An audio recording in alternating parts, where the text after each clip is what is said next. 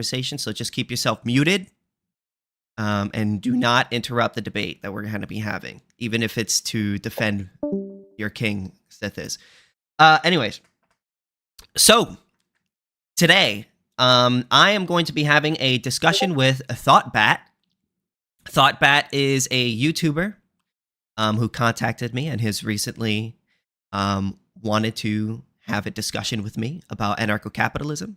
So, ThoughtBat, would you like to introduce yourself? Shout yourself out, whatever you want. Yeah, I'm ThoughtBat. I'm a YouTuber, mainly active on Discord these days. Haven't really uploaded anything for a while. I'm a left-wing anarchist. I tend to go by mutualist or anarchist without objectives. I'm an egoist as well, so I'm a Stirner. I get involved in analytical philosophy as well. So there's all kinds of stuff going on.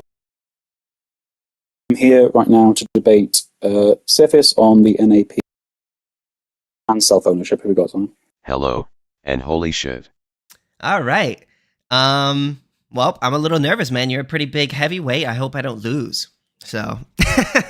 Well, I've been told by your audience you're going to destroy me, so I'm shitting myself right now. So, anyways. Sure. Do you want? I mean, since you're the one that wants this, so I guess you can start off if you want. Yeah, that's perfectly fine. So you've got a couple of videos up, and one of your videos about the NAP being ahead to save the world. I don't know if it's just. I'm sorry. I don't know if it's just me, but it seems like your microphone is a little bit. It seems very scratchy. Very. Is it just me, or I'm talking through a PlayStation controller? So. Okay. Okay. I guess to deal with that. We'll just have to make do with what we got. All right. Go ahead. Yeah, it's called leftist mic syndrome, so we get used to that over in the left wing of politics. Okay, so in your video, talk about a article where somebody is going to deciding whether or not to pluck someone's hair to save the world from a terrorist, and you say something along the lines of, you absolutely should not be plucking that hair. Yeah, from a legal standpoint.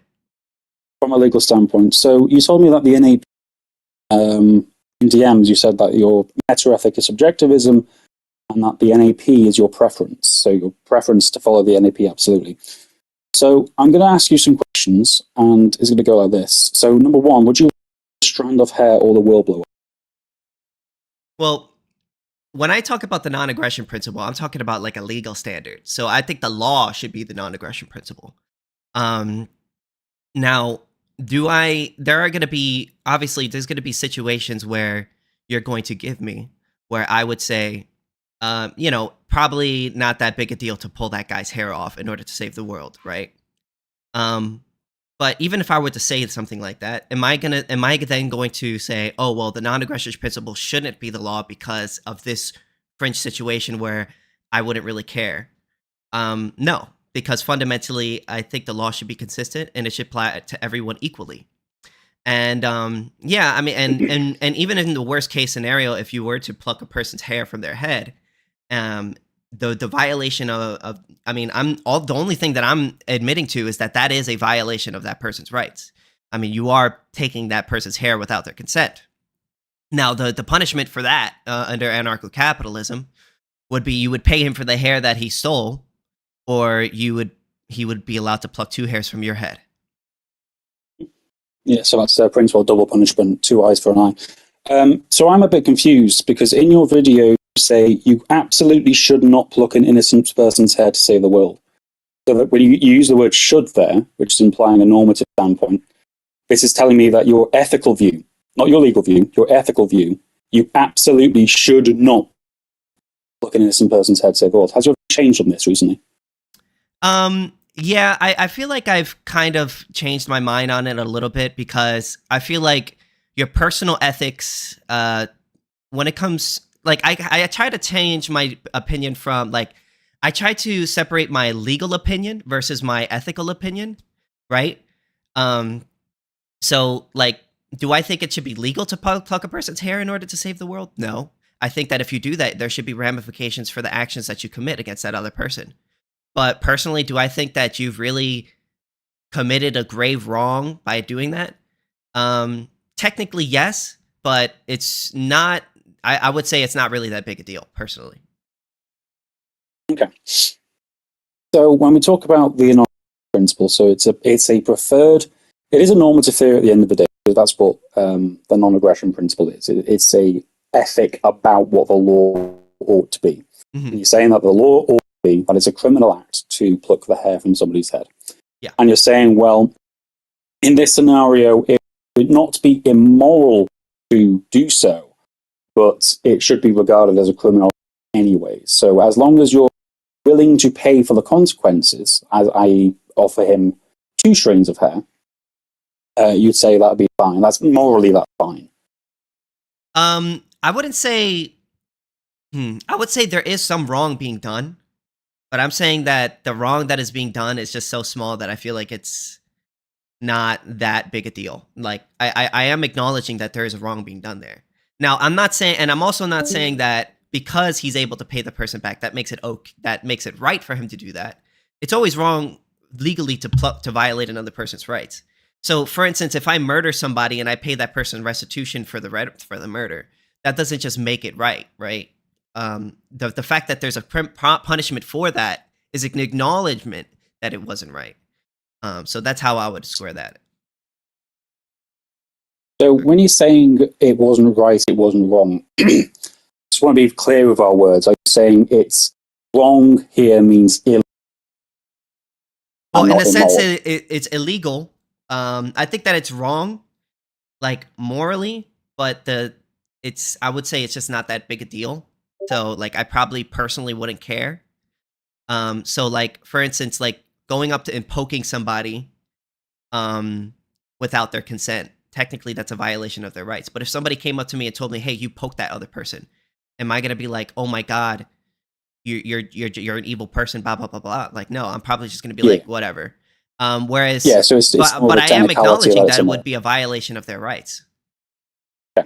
So what it seems to me, so what I'm getting so far is that you say it is immoral to pluck the hair, but it's just not so immoral it's going to some kind of aggressive response from you. You're not going to be like, "Oh my God," right? So you're not going to react strongly to this. Yeah. Like I'm not going to have like a strong reaction to it.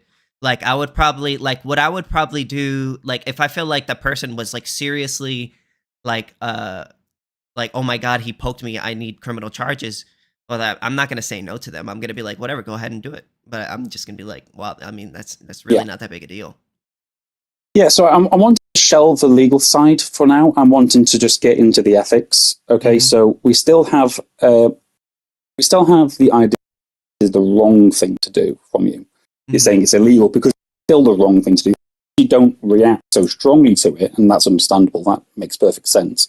But you are still saying that it's immoral to pluck the hair from the individual here, even if to save the world.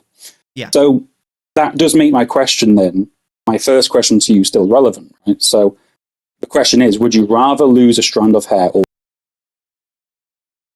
Would I rather lose a strand of hair or save the world? Or the world? No, sorry, you kind of cut off a little bit. Could you restate that? Yeah, so would you rather lose a strand of your hair or the world blow up? I'd rather lose a strand of my hair. Okay. So question 2, would you rather somebody pluck a strand of hair from you? You're cut off again, ThoughtBat. Let's try it again.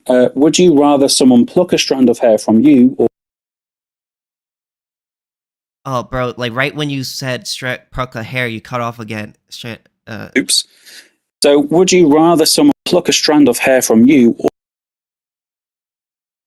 Bro, literally every single time you say it, it cuts off right at the spot that you said it. So would you rather someone pluck a strand of hair from you or the...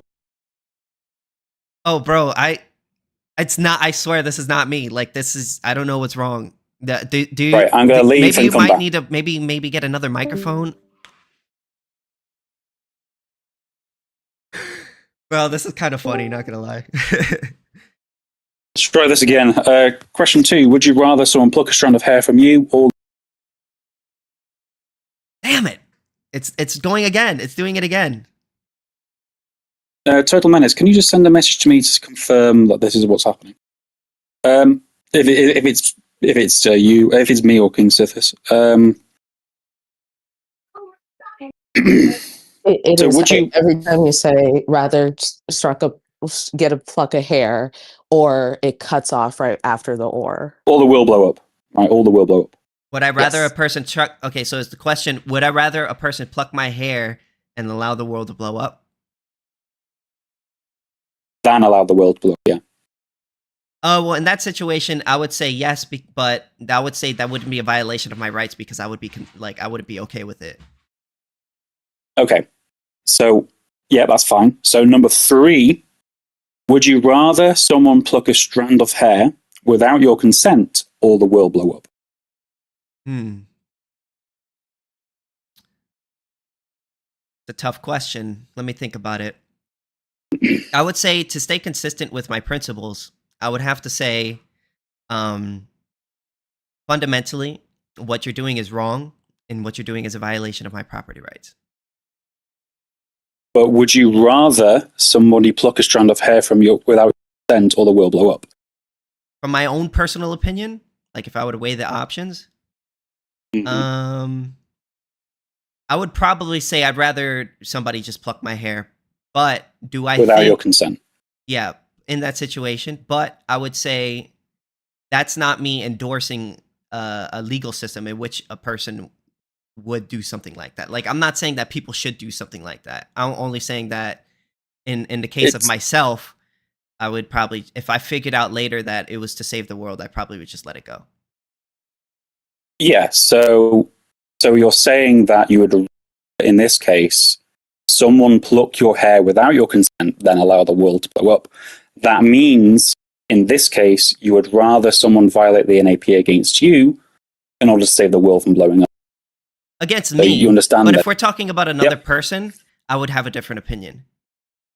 Well, that's still fine, right? Because you're still there's still a contradiction here with the absolute NAP. Right? Well, the So thing you're is, I saying, would justify that by saying, well, if I found out that somebody plucked my hair in order to save the world, and they asked me if I wanted to throw charges against them, I would say I would let it go. yeah, that's fine, right? But I'm not talking about charges. I'm talking about ethics and what you prefer. Ethics being your preferences, right? So you told me Well, on DM ethically, that that your meta ethic is. ethically, I would say, no, you would not have the right to pull my hair. But but And remember, yeah, but Sithis, remember, your ethics are your preferences. That's what you told me in DMs. You know.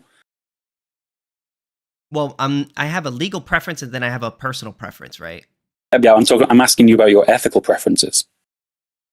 My ethical. I'm not asking you about your. Wouldn't I'm that not just be asking my you about personal your. preferences? Well, I think if you're a subjectivist, it will be your personal preferences, right?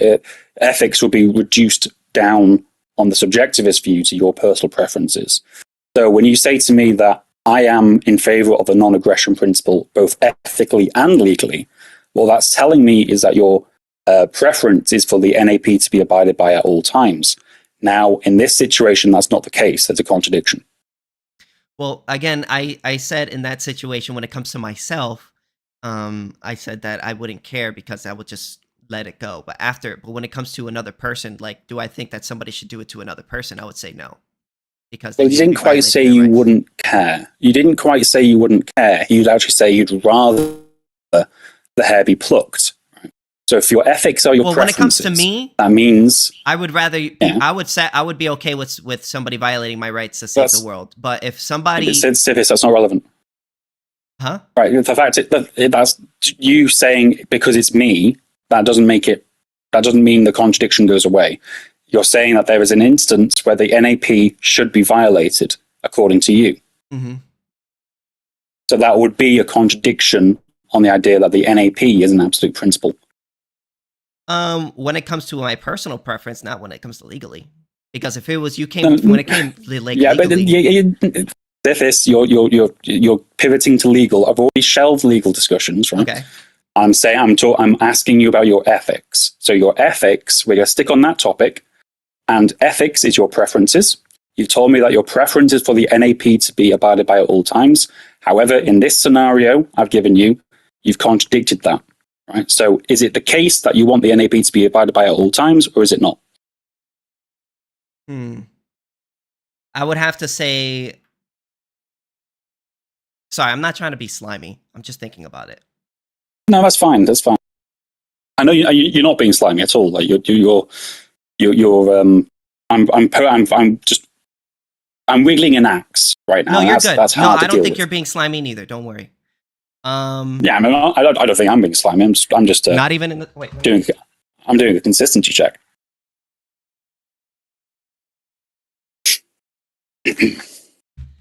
Sorry, I'm back. Okay, so I guess if I'm going to be consistent, yeah, you're right. I would have to say that it would be a violation of my rights for another person to use my body without my consent, even if it is to save the world. So I'm going to ask to be really, really clear, because when you say it's in violation of my rights, that could mean legally, right? Legally and ethically. Legally and ethically. Yeah.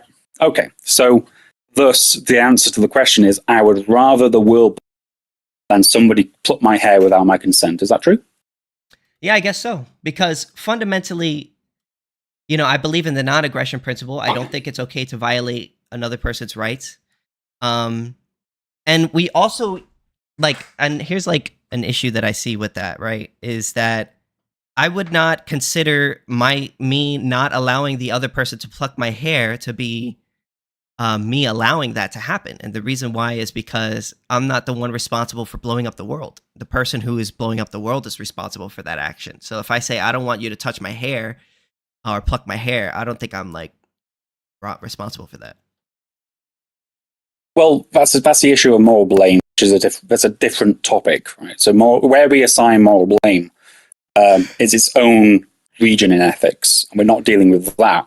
What we're dealing with is just your preferences right now. Mm-hmm. So if are you, I want you to be really honest with me now, Sithis. Are you really telling me that you'd rather the world blow up, right? You die, your family die, your kids die, everything you love in this world will just be destroyed? You'd rather that happen than someone pluck your hair without you knowing why? Are you is that a really serious answer you're giving me? It's a hard point. Yeah, I get it's a hard bullet to bite, but yeah. And the main reason why I believe this is because I don't see something like this ever happening in the real world. Well, that's not relevant. It's a hypothetical. So the hypothetical is there to isolate variables. It's just isolating variables, right? No, I get that 100%. Right? So I can give you a more realistic hypothetical if you wish. But wait, can I throw a hypothetical at you to ask you a question? Is that okay? If it's about the NAP, then fine. Yeah. So I'm just using the same hypothetical that you gave me. So as opposed to, let's say, as opposed to him, like in this situation, you would say you would rather pluck that person's hair than let the world blow up, right? I would, yeah. So what if, as opposed to, hey, ICAP, doggo, just mute yourself so that me and him are having a debate. So let's say, as opposed to asking you to pluck a hair, he instructed you to murder 10 people. Would you do it then? I think I would, and the reason being is because I'm faced with an option of but in either situation, whatever I choose, those 10 people are going to die. So it's more me acting in order to save the rest of the 8 billion people. What about like 20 billion? I mean, no, 20 people. Like if I kept raising it after every time you said yes, where would be like the logical stopping point? Well, the logical stopping point on this line of questioning would probably be the world population minus 1, right? Because I'm choosing between letting 8 billion people die or 8 billion minus X people die, right? So that would be why I would be comfortable with killing a number up to that number in order to save however many's left. Because in both situations, the people who are on the table are going to die, but not in both situations, the rest aren't going to die, right? So, but it is an interesting problem that you raise in your video. So you ask about death, and death is going to be one thing. Because in this situation, death is a scenario in both, it's an outcome in both decisions. Mm-hmm. When you ask something like torture, now torture is a slightly different thing. I didn't want to be bad faith. That's why I said killed. yeah, that's perfectly fine. Mm-hmm. You're not being bad faith at all. But I will answer the torture one a little bit differently to murder, because you raise both points in your. And what you're doing in your video, you're pointing out something called a continuum problem in ethics. You're asking, where's the line? Where do you draw the line? Mm-hmm. And that's fine. I understand ANCAPs like to avoid those kinds of continuum problems. Although I will say that continuum problems do exist in the ANCAP theory. For example, how firmly can Superman shake your hand before it's an aggression? Mm-hmm. But that's a different issue. So if it comes to things like torture, it's going to be a different answer. And the way I'm to try and deal with this is I ask myself, what would a reasonable person think about the act being done to them after they are made aware of all the facts? So, for example, if someone plucked my hair and I've turned around like, what the fuck, why are you doing that? And it turns out that they plucked my hair to save the world, I would be glad that they plucked my hair to save the world. If they were to steal my car or they were to blow up my house, I might be miffed, but I probably would still be glad that that happened to me to save the world. When it comes to something like torture, though, torture has a very real impact of making my life not. So I might actually say, no, I'd rather not be tortured to save the world. And in that situation, a reasonable person might say, no, I wouldn't want this done to me. And so therefore, I'd say, on my view, it would be unethical. Because you can't So you justify can't it torture in anyone a way. to save the world? I don't think it depends, right? So there's an empirical study that could be done about this. Well, how many if we people just do got you a think you sample can of people, torture before, like, you can say, no, you can't torture this many people? well, the number's not relevant. So the number's not relevant. The act is relevant. I'm a deontologist. I'm not really a utilitarian. So the number's not relevant. The act is relevant. So for example, I would happily pluck a gazillion people's hair to save the world. Mm-hmm. But I wouldn't be happy torturing one single person to save the world. So then it's not the numbers I care about, it's the actions itself. And so what I would want to do is I would want to get some empirical data on this. I would want to do a survey and ask as many people as I can, would you rather be tortured in XYZ ways to save the world, or would you rather not the world not be saved and you'd not be tortured like this? You just die. Can I ask a question? Can I get to the end of this point? Sure, that's why I asked first, because I'm very nearly there. Yeah, no, you're good.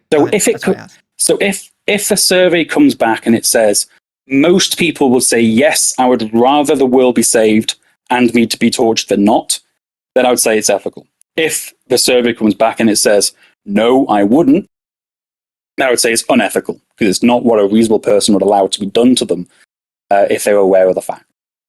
So that would be the formula I would try and use in this situation. What if you did a survey and then found that most people don't want to get their hair plucked to save the world? Would that change your opinion?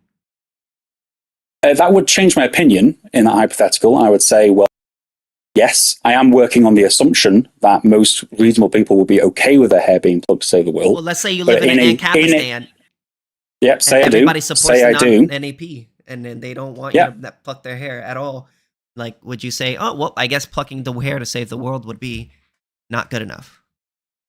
Well, just to be clear, just the adherence to the NAP and a legal standard would entail that. But let's just say, for example, we did a survey and it came back and most people say, no, I would rather the world blow up than my hair be plucked. In that situation, then yes, it would be immoral to pluck the hair in order to save the world. Wait, could you say that again for the audience to hear? Yeah, I'll say it again. If it turns out that most people were to say, I would rather my hair not be plucked than to save the world, then it wouldn't be reasonable to assume that this person would be okay with the hair plucking if they were aware of all the facts, and therefore it wouldn't be something I could justify. So therefore it wouldn't be okay. Okay, last question, if you don't mind, after you're done. So let's say the survey came back. Let's say the survey came back that most people are okay with being tortured. Would that then make it okay for you to torture them? Yep. Yes, I've already answered this. I said if it came back and most people said yes, I would rather be tortured than the world blow up. Yeah. So to clarify, that is the metric I would use. I think that's a pretty sensible metric. And that also answers questions like, imagine if you saw your friend walking in a certain direction and you notice there's a boulder coming towards them. That if they were to continue walking, they would be crushed by the boulder, but they're not aware of it. Mm-hmm. And so you've got a decision to make. Either you yank them back or you let them carry on walking. If you were to yank them back, that would be initiating conflict on them, because they're directing their use of their body to walk in that direction, although they're not aware of all the facts, and you're yanking them back. Not necessarily. What do you mean not necessarily? Is that not what's happening? Well, I mean, I'm not saying that it's not necessarily a violation of that person's rights. Well, it's a necessary initiation of conflict for that person. Not necessarily. So, if somebody isn't aware that something bad is going to happen to them,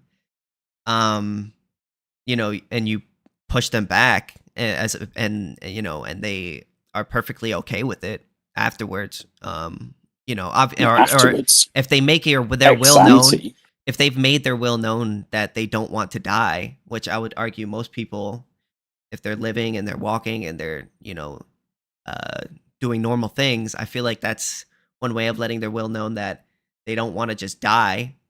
I agree. Well, then, yeah, I can reasonably assume that my friend who's walking forward with me on a walk doesn't want to die. So if I saw a rock, you know, about to fall on him, then yeah, I would push him out the way. Now, yeah. So you think it's so on that one. So for the audience, you're saying that if you're aware of the facts and they're not aware of the facts, and you assume that this person would rather be pushed out the way than die, my question then is, how does this translate to the plucking of the hair in order to save the world? Because obviously, if I pluck your hair to save the world, I am indirectly saving your life. Well, that's a situation where you're saving that individual person, where plucking the hair is you're stopping other people from dying, so it's a little bit different. Well, I'm that person. Also, if you're walking down the street, if I know the person, if you're cool with them, and that's one way of letting their so consent is just another way of saying like, I'm letting my will be known to you. Like if I'm going up to you and I'm giving you a high five, raising my hand in a high five motion, I'm getting my will known to you that I'm okay with you touching my hand, right? Even if I don't necessarily tell you that I want you to touch my hand. Mm-hmm. So you don't necessarily need to tell me I want to live, right? In order to let your will be known to me that you would rather be alive than dead. So if that person is joyfully walking, they seem to be, their will is being communicated that they would rather be alive than dead. I would not consider it to be a rights violation to push them out the way if a rock were to fall on them and they didn't notice it, because from all the information that I've gathered, his will is that he does not want to die. So me pushing him and saving his life would not be a rights violation, because unless, of course, he wanted to die. And if he wanted to die and I did push his rights, then that would be a rights violation. But yeah. Again, but in the hair pulling situation, there's no situation where like, oh, I'm letting my will known to you that I'm okay with you pulling my hair. Well, if it's, I don't see the difference, right? So when I'm talking pulling about saving the world versus saving one person. Well, I imagine you're on the world, yeah? So if I'm plucking KingSithis' hair, I'm assuming I'm doing that on Earth, and Earth is a planet about to be destroyed, and if Earth was destroyed whilst KingSithis is on the Earth, KingSithis will probably die. So I am saving your life by plucking hair.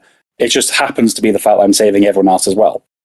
So yeah, but what you're telling me, that's a much more complex situation. Hold on. What you're telling me is that the fact I'm saving other people as well as you somehow makes it immoral, when if I'm just saving you, that's moral. That doesn't make any sense. Well, because again, that person is making their will known to you that they would rather live, and moving them out of the way would be perfectly fine to save them. Whereas I don't know of any way in which somebody has made their will known to you that they're okay with you plucking their hair in order to save the world. I'm not sure how you could demonstrate that. Well, I can just say, well, this person's walking around. I'll just do exactly what you're doing, right? This person's walking around. They want to live. If I don't pluck their hair, they will die. So they've made their will known. So therefore, I'm going to pluck their hair. So what's the difference? Well, the difference is that it's more people, and it's a completely different situation. Like you're talking about a whole world of people being saved versus like one person being saved, and the ramifications of that. So it's like okay, but like, but I understand that there's a difference there, but I don't know why the fact I'm saving more people as well as you makes plucking your hair immoral. Versus just plucking your hair to save you alone would be moral. That makes absolutely no sense. Well, can you rectify that one for me? Well, it's not the same situation. You're talking about. Well, can you explain the difference? Well, the difference is that you're saving the whole world, and as far as I could tell, I'm not sure how somebody could make their will known to you that plucking their hair is okay in order to save the world. Whereas I think that moving somebody out of the way in order for a rock to drop on their head is Sithis, I have explained this one, right? So I've said, if I pluck your hair, you will be saved as well as the rest of the world. You are part of the world. As well as the rest of the world, so it's not really the same situation. Yeah. So can you... okay, I understand that's not the same situation, but also in ethics we look for things called morally relevant factors. Can you explain to me why the fact I'm also saving other people as well as you is a morally relevant factor to the extent that it makes the act immoral? Well, because I can't see of any way. Because this isn't making any sense to me right now. Yeah, I'm sure this isn't making sense to the audience. Yeah, I don't see of any way in which you could display to another person that you're okay with you them plucking their hair. It's exactly the same way as you can display to someone that you'd be okay with them pushing them out the way of the bull, just living about their life, showing they don't want to die. Yeah, I'm not sure how that's the same. Well, okay, instead of so it's literally directly analogous, right? So there's a initiation on your body, so either pushing you or plucking your hair, and the result is Sithis doesn't die, right? All I'm doing is I'm plucking your hair instead of pushing you, right? And I would actually say probably pushing you would do more damage to your person than plucking your hair. If I push you over and you hurt your knee, then that's probably worse for you, right? But your problem now is you're saying, oh, well, the fact you're saving the rest of the world as well as me is making it immoral. And that doesn't make any sense. I need an explanation for that. Let me think about that.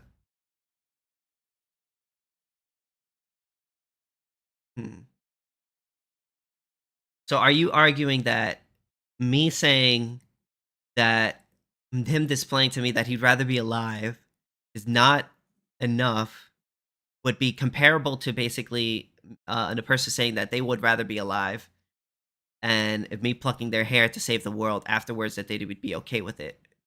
So that would then make it okay for you to pluck the hair. Is that what you're saying? Or yeah, that is exactly what I'm saying. But what if they're not okay with don't forget, well, if they're not okay with it, right, they have to demonstrate that something. Because the default assumption, it's going to be reasonable to say that they'd rather live than not have their hair plucked. Right? And that's a very reasonable assumption we can make. I've never heard this argument before, so I'm just kind of just. That's perfectly fine. That's perfectly fine. This is just how I. No, you're good. This is just how I've approached this topic. This is how I've approached this topic with Liquid Zulu and Zulu's audience as well. No, you're perfectly he's fine. The big. Yeah, that's perfect. Yeah. Let me think about it. I'm not worried at all. Just give me you're just give me a sec. I'm gonna fill up my glass of water. So how about this? I'm gonna if the person, okay, you could make so you could make a snap judgment, right? And you could be like, hey, push this guy out of the way. But if that guy then later says, hey, I didn't want you to push me out of the way, and then I would say you would be violating that. Then in that situation, you would be violating that person's rights. I guess it would depend on how they would feel afterwards. Are you a consequentialist?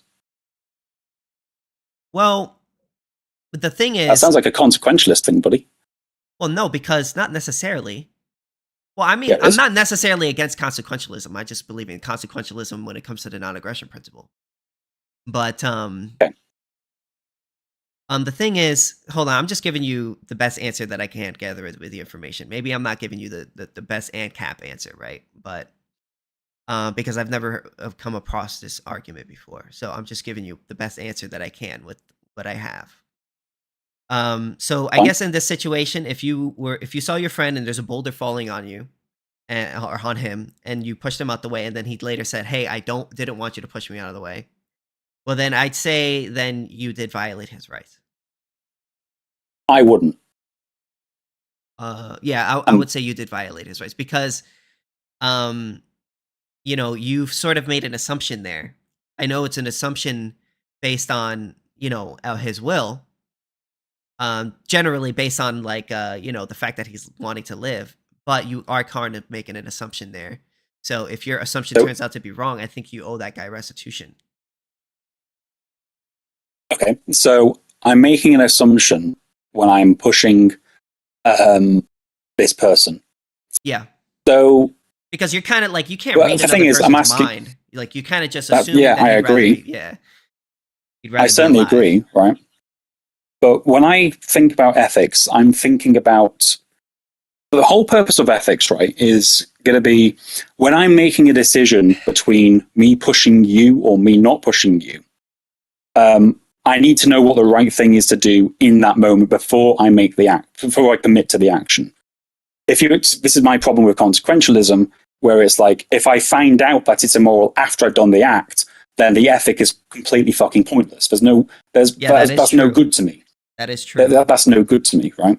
So ethics is about intentional actions, and it's something that we use to assess our future decision making or our immediate decision making as well.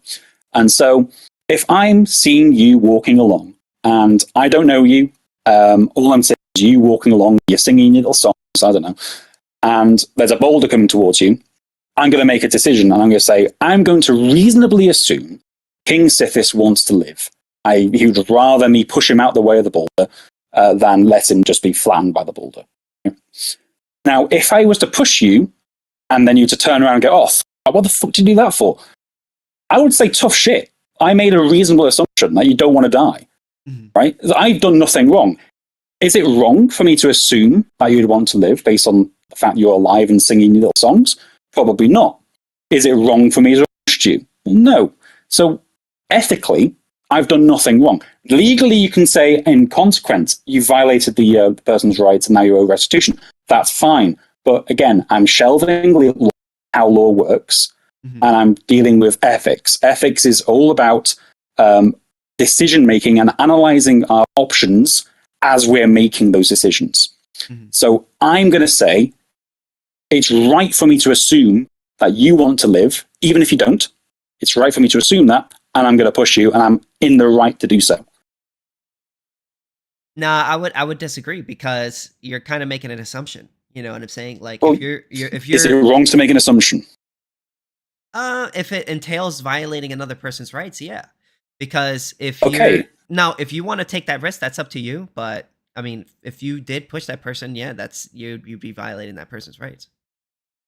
Right. Okay. So now let's revert it back. So I'm the one walking and whistling and singing songs, and the boulder's coming towards me. You're stood behind me. You see the boulder coming. I'm walking right What past. would you I'm like, whatever. So That's is on that him. an ethical thing you're going to do? I mean, I would say that's neutral because you're not doing anything unethical in that situation. Okay. So, but if you were to, if KingSithis was to decide, I'm going to assume ThoughtBat wants to live, I'm going to push him and save him from the boulder from splatting on him, would that be immoral? I guess it depends on whether or not the person wants it or not.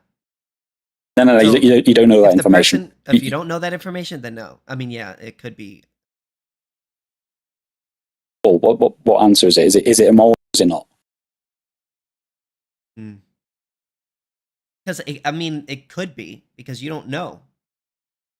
Yeah, you don't know. So the facts that you're aware of is ThoughtBat is walking along whistling songs. A Yeah, so I boulder's can't coming answer. towards I'm not ThoughtBat. sure I can answer that question. The only way I can answer that question is Well- if I know whether or not that person wants it. So, Well, hold on. You can answer that, right? Because you're saying, right, you're making a decision based on the facts that you're aware of. Based on the facts that you're aware of, using that information, should you push me or should you not? Should I push you or should I not?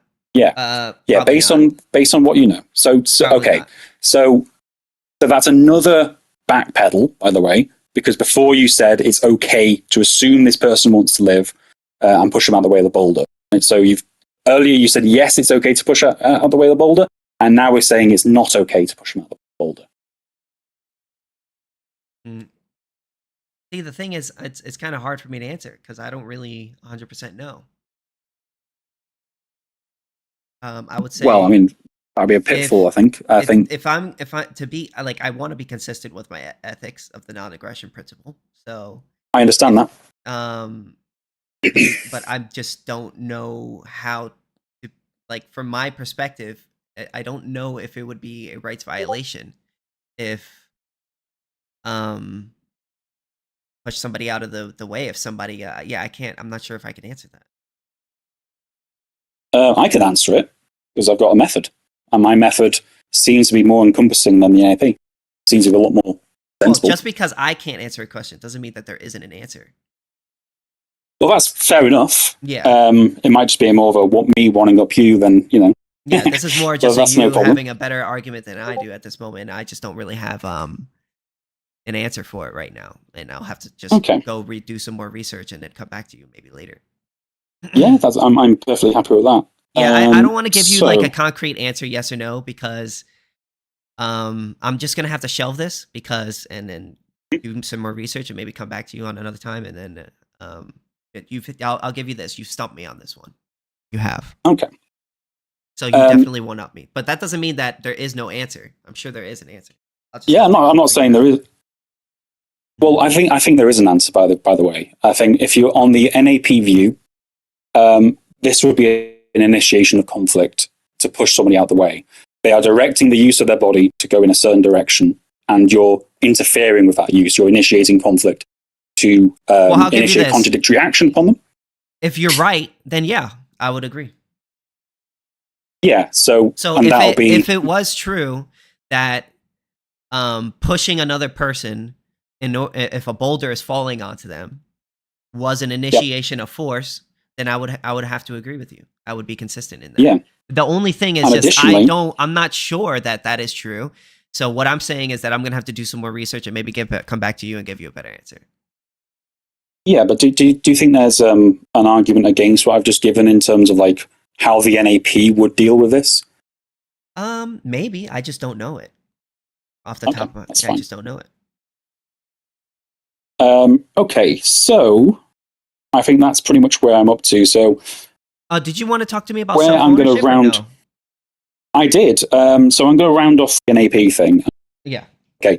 In these situations where we're doing this thing to save the life of this one person, i.e., pushing them out the way of the ball or plucking their head to save the world, these, on my view, are violations of a non-aggression principle, but they are justified violations of a non-aggression principle. The reason being, if someone is made aware after the fact, it's reasonable to assume that they'd rather this happen to them than not. But because they're not aware of those facts at that time, they cannot give consent for that to be done to them, so it would be an aggression upon them, according to natural law theory. So that is where I'm going to leave that. Can I respond I'll just make one last statement, I guess, to respond to that. Yeah, go ahead. My only thing with that is I follow the non-aggression principle to its conclusions when it comes to the law and ethically, you know. And if the consequence of that was to be true, that pushing somebody out of the way meant that it was an aggression, or plucking a hair meant that it was an aggression to save the world, which I do believe that it is an aggression to pluck a person's hair to save the world, well then yeah, I don't think people should do it. You know, I'm going to follow the logical conclusion of my beliefs. You know, just because I don't have an answer for you right now doesn't mean, you know, I'm not going to follow that to its logical. That's okay. What I can ask you, the question I can ask you though, and the last question I can ask you on that is, would you rather me pushed you out the way of the boulder?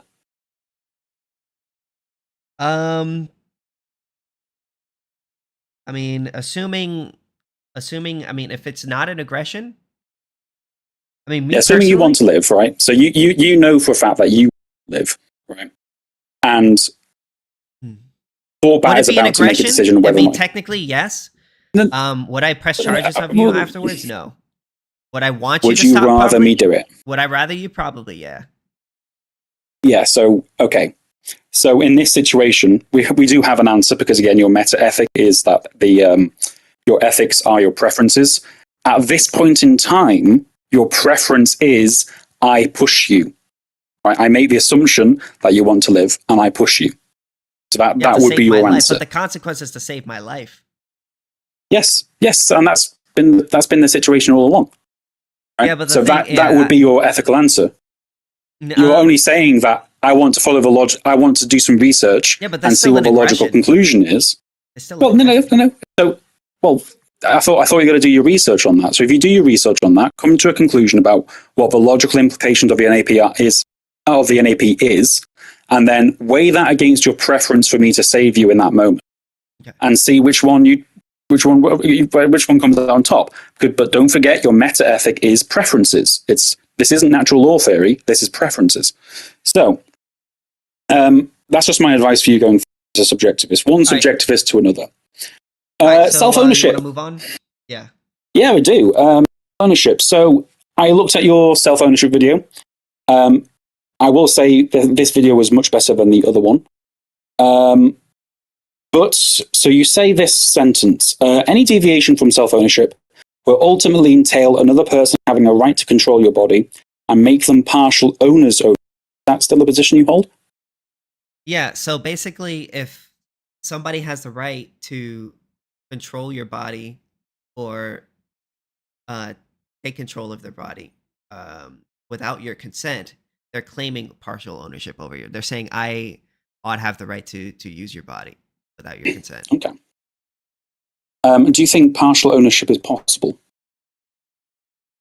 In the sense that when I said partial ownership, I didn't mean what I meant is that they're controlling part of your body, but they don't have full control over your body. Does that make sense?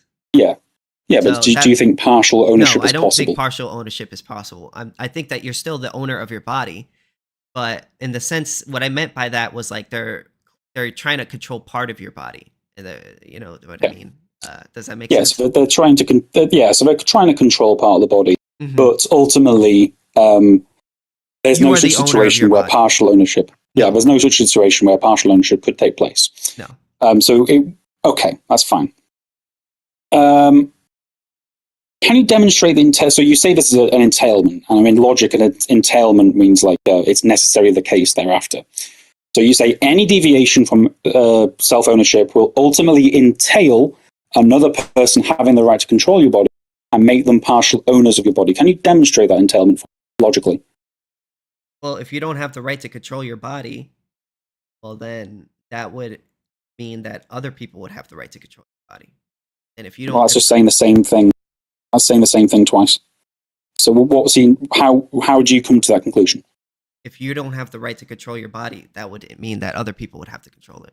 Right to control it. Why? Because if you self-ownership is an exclusive right to the person who owns it. Whereas if you don't own that thing, that would mean other people would have the right to use it because it's unowned. Okay, but is ownership an exclusive thing? Yes. Okay, so let's have a look at this then. So if I was to ask you, what does it mean for person A to have a property right over an apple? What does that mean to you? You have the right to exclude. So does that contradict any given ethic that would say anyone else is allowed to eat it, or its owner being morally obligated to eat it if no one else were to do so? Would that contradict that ethic? Can you say that again? So you said for A to own an apple means to have the right of exclusion over that apple, which effectively means they have a right to prevent other people from using the apple how they want to do so. Yeah, and they have the right to use the apple how they wish, so long as it doesn't contradict other people's property rights. That's fine. I understand this. I've read Rothbard and Hopper and all the rest of it. So I'm asking you, does this contradict any ethic that would involve anyone being allowed to eat it, or its owner, so A, who owns the apple, being morally obligated to eat it if no one else were to do so? Would that contradict that ethic? I mean, he could do whatever he wants, but he can eat it or not eat it. It's up to him. Yeah. Yeah, so it would. So the answer I'm getting there is yes. Yeah? I guess I don't fully understand the question. Yeah, that's fair enough. So when I'm proposing an ethic where I'm saying, if ThoughtBat was to say to you, A owns the apple, therefore anyone is allowed to eat it, and if someone wasn't to eat it, if no one else was to eat it, A must eat the apple. Is that what ownership means to you, or no? No, you don't have to eat the apple. Yeah, of course. Okay, so the answer is no. So what it does is it contradicts the ethic that I've just given there. So if A owns the apple, it necessarily is not the case that anyone can eat it if they wish, and it's also not necessarily the case that the owner is morally obliged to eat it. They can do what they want with it. Okay? So that's what ownership means. Ownership doesn't mean they have these the right things. to exclude other people from it. Yes, of course. That's what ownership is. Hmm. Now, I'm going to propose the utilitarian. I'm just proposing it I'm just putting something on the table. I'm not a utilitarian. I've made videos where I critique utilitarianism, but let's say utilitarianism is true, just for funs. So, Dr. A, before I get into that, are you aware of the organ harvesting hypothetical in utilitarianism? Yeah, like the whole idea, like if someone has an organ that is most needed in another person, you could take that thing out and put it into that other person or something like that, or Yeah, you got it. Okay. So Dr. A concludes that it would be utility maximizing if B's body was to be harvested for his organs, and so he concludes, because he's a utilitarian, he's in the right to do so. Yeah. Would you say that this is slavery? To force somebody to take their thing Yeah, out? he's gonna harvest their organs, Yeah, distribute their that organs. would be a form of slavery. Yeah. Okay. I say no. So, given the nature of the utilitarian ethic, it's not specific or exclusive in determining who exactly gets to harvest B's organs. All utilitarianism is saying is that it's utility maximizing if B's body is going to be harvested. Right? Doesn't matter if Dr. A does it, doesn't matter if Dr. C does it, D, X, Y, Z, Omega, Alpha, whatever. So it's not exclusive for Dr. A. So that's one difference this moral obligation has with the right of ownership. It's not exclusive to a particular person. Additionally, let's have a look. Sorry. It doesn't grant Dr. A free reign to do whatever he pleases with the body of B. It's only obligating him to perform the surgery to harvest the organs if no one else were to do so. So this is why I'm asking questions like, can anyone eat the apple? And is the owner morally obliged to eat it if no one else did? So the utilitarian would say, anyone can harvest the person B's body, but if no one else were to do so, Dr. A would be obliged to do it. That would be how principle utility is applied. So, and you've already told me these things are contradictory to the idea of ownership. Given these two conditions are in conflict with the concept of ownership, whereby it only specifies who ought win out in any given conflict, that's ownership, it does not seem to be the case that this deviation from self-ownership implies ownership over oneself by another person. So this is not a case of slavery. This is just in case of an enforceable moral duty. These are different concepts. So, for example, just to round it all off, principle of utility in this situation only says B's organs are to be harvested. Slavery would be Dr. A may use B's body how he pleases, so long as it doesn't initiate conflict with anyone else's use of their own body. These are non-identical. Principle of utility does indeed deviate from self-ownership, as B no longer has the right not to give up his organs, but it does not assign a property right to Dr. A over B's body. Therefore, this is not slavery. So that's my argument. Yeah, I don't understand the argument.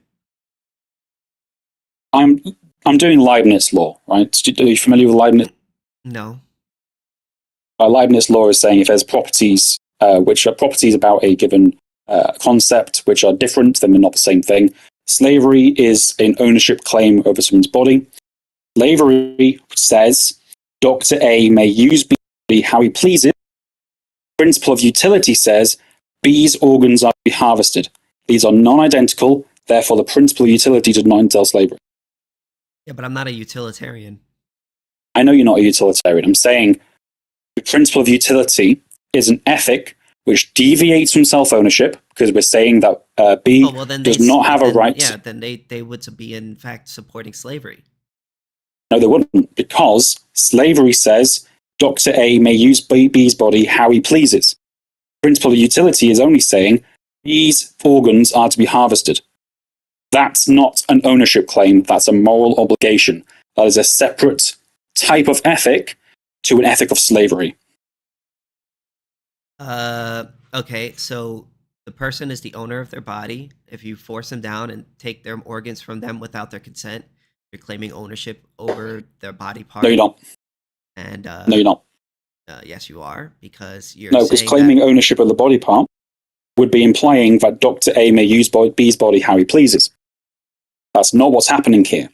Well, what's happening here? What you're doing is you're excluding the other person from their body part. That's claiming ownership. That's correct. Yeah. Nope. So my definition of ownership, in which I gave earlier, which was excluding another person from another person. Like claiming ownership would be excluding another person's from that property. So if you're taking another person's thing without their consent, you're claiming ownership over it because you're excluding it from them. Doesn't matter what you're using it for, you're excluding it from them. So if you're excluding their body part from them, something that they own, then yeah, you're enslaving them. Yeah, but you also told me that ownership is exclusive to a single person. Mm-hmm. You also told me that it does not imply any moral obligations on the owner towards the property, right? So that's what slavery would. If slavery was ownership, then therefore it would not be the case that anyone can do this, as the principle of utility says, and it would not be the case that the owner, the so-called owner, would be obliged to harvest the organs.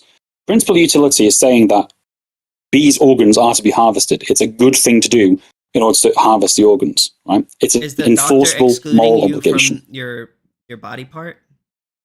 Yes, the doctor is excluding B from his parts, so but that is not. Okay, so he's claiming ownership over your body part, and then he gives it to another person, and then is that person excluding it from you? So that person, so there is exclusion going on here. Yeah. So however, that would then be that they're excluding from your property, which I said was the precondition for owning or claiming ownership over something, and then whether or not you actually are the owner is whether you've homesteaded it or got it through consensual transaction. But that's obviously irrelevant. Sithis. So Sithis. Yes. So I've already said that this is deviating from self-ownership because it is excluding B from his body. Right? It's excluding B from his body, but ownership isn't just excluding. Right? Ownership is an exclusive right to exclude. No, if that's I not own how an I apple, defined it. yes, that's very, very silly, because if I own an apple, that means only ThoughtBat is allowed to exclude other people from the apple. Yeah. It doesn't mean Tom is allowed to exclude from the apple. It doesn't mean Bill is allowed to do so. Only ThoughtBat is specific to me, right? And it also doesn't imply I've got an obligation to do only one thing with it. It's not saying ThoughtBat has to eat the apple, right? Yeah. That is how ownership works. Ownership is only I can do what I want with this apple. That's what ownership is saying. Principle of utility is not saying other people from people, because it's not even the right to use, and the reason why is because you don't have the right to use it to stab somebody. You don't have the right to use it to kill someone. All you have the right to do is to exclude other people from it. Yep, that's correct. But it's an exclusive right to exclude, right? So so for example, if I wanted to have sex with my partner, that doesn't mean KingSithis can exclude me from having sex with my partner. Can't exclude my partner from my body. So it's only me who can do that. It's specific to me, and there's no moral obligations on me to my body, right? Now, principle of utility is saying only that anyone, whether it be Dr. A or not, can harvest B's organs. So that's already one criteria property gone. Yes, but yeah. Okay, so then they're claiming ownership. But that's one. No. Not getting it.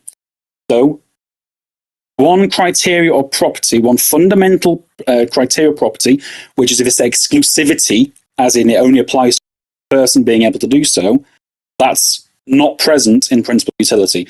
Doesn't matter who is excluding the organs. It doesn't matter if it's Dr. A, Dr. B, Dr. C, whatever. It doesn't.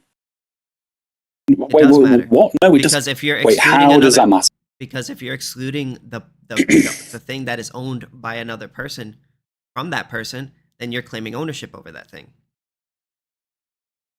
You're saying, I have a right to exclude this from you.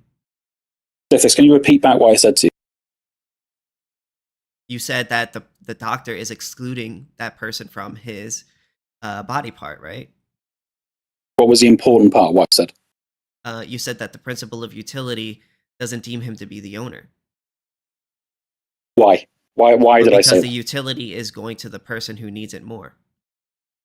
No. So what I said was, principle of utility does not specify that only Dr. A may do this. Right? That's what ownership does specify. So ownership will say, if Dr. A was to own B, ownership says only Dr. A may do this. Principle of utility says anyone can do this. Right? That's one difference between a moral obligation and ownership. Right? Is the person excluding you from it? Yes, Sithis, I've said this multiple times. So then that means that they're claiming ownership over it. No, that doesn't mean that. Yes, it doesn't mean that. So if I take something by force against you and I exclude you from it, then I'm claiming ownership over it. And if I hand it to that person and then they exclude it from me, then they're claiming ownership of it. No. So I'm not claiming. So Dr. A is not claiming ownership here. Are they excluding because he is not? Yes, he is, but he's not deeming himself to be. No, it's not, because ownership is a exclusive, single person's claim. Then he's just transferring the title of the exclusive ownership to the next person. You're interrupting me now. So Dr. A, by enacting the principle of utility, he is not claiming that only Dr. A may harvest the organs. When he's holding it, he is. No, he's not. Once he passes it over, he then says, here, I'm giving it to you now. And then that person is now excluding that person. And then now that person is claiming to be the owner. Nope.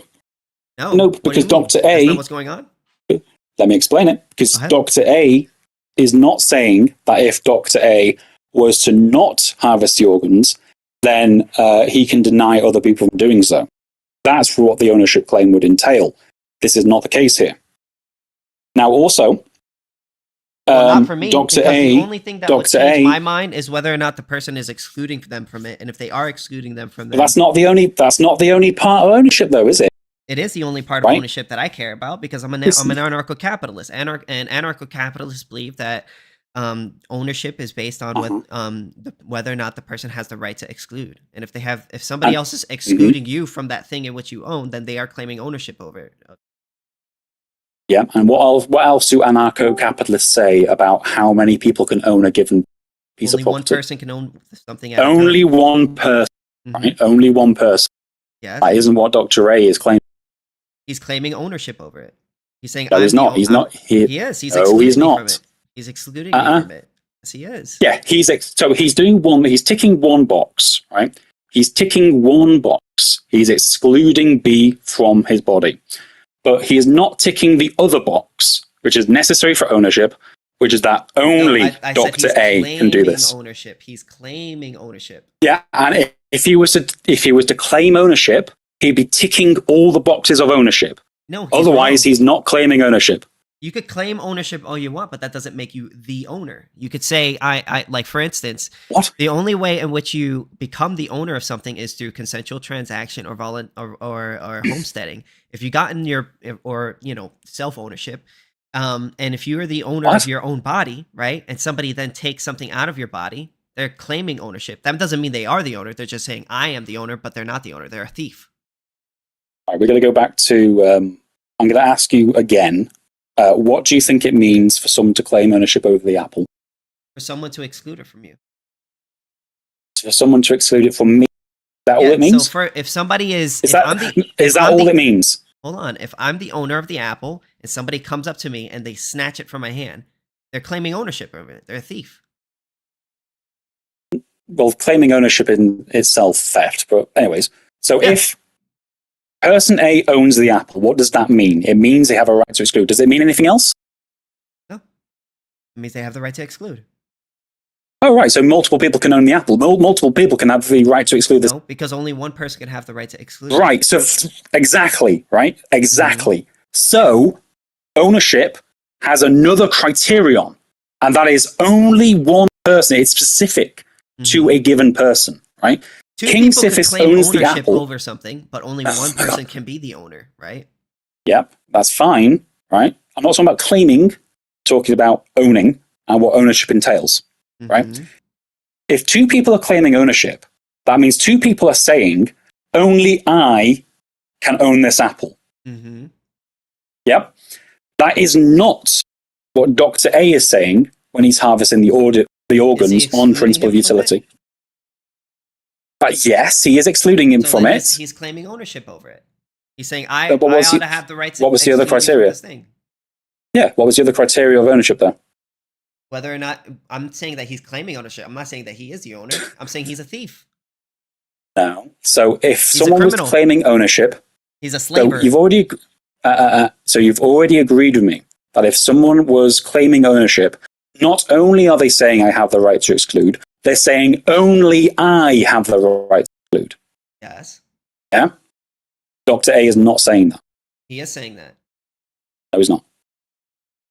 Because he's imposing he is acting on a moral obligation. Is he excluding the other one person from it?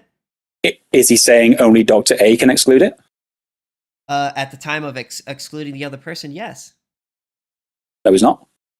Yes, he is, through his actions. He's saying anyone can do this at any given time. If someone beats him to it, he'd be allowing it. Yeah, then why is he excluding the other person from it if he's saying that the other person has the right to it? Well, he's not doing so. Okay, then he's saying that he's the right. He's the exclusive right. He has no, he's the exclusive not. right. Yes, he is, because he's excluding. No, he's not. Yes. He's excluding person B from it. He's not excluding the rest of the world from it. Okay, but then whoever he gives it to, that person is now the exclusive owner. Or claiming exclusive ownership because they're not actually the owner, they're the thieves. Well, the organ specifically, right? So specifically here in this situation, the organ's going to. Yeah, I'm not sure where you're going with this. I feel like I understand what you're saying, but you're not understanding what I'm saying. No, I've been talking to ANCAPs for years. I understand exactly what you're saying. Okay. Right? But what I'm explaining to you is Leibniz law. And Leibniz law is whereby if there's differences in properties between two concepts, they are not the same concept. So in principle of utility, it lacks the criteria of a ownership claim. An ownership claim is exclusive and specific to one person, and it does not entail an obligation of that person towards their property.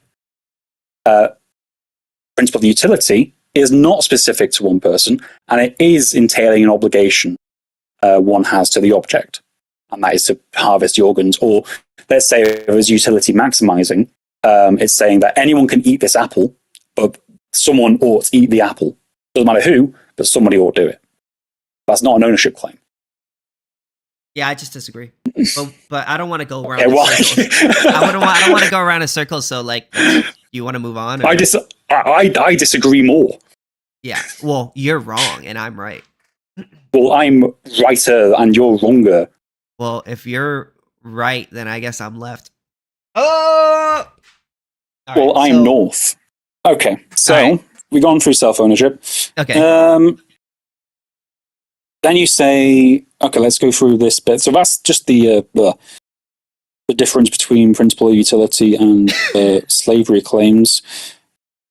Then you say, what makes it wrong for someone else to use your body? Then you say it's the fact that you own it. So you're saying the fact that you own it makes it wrong for someone else to use your body without your consent. But I thought that's what ownership meant. Say that ownership again. Means.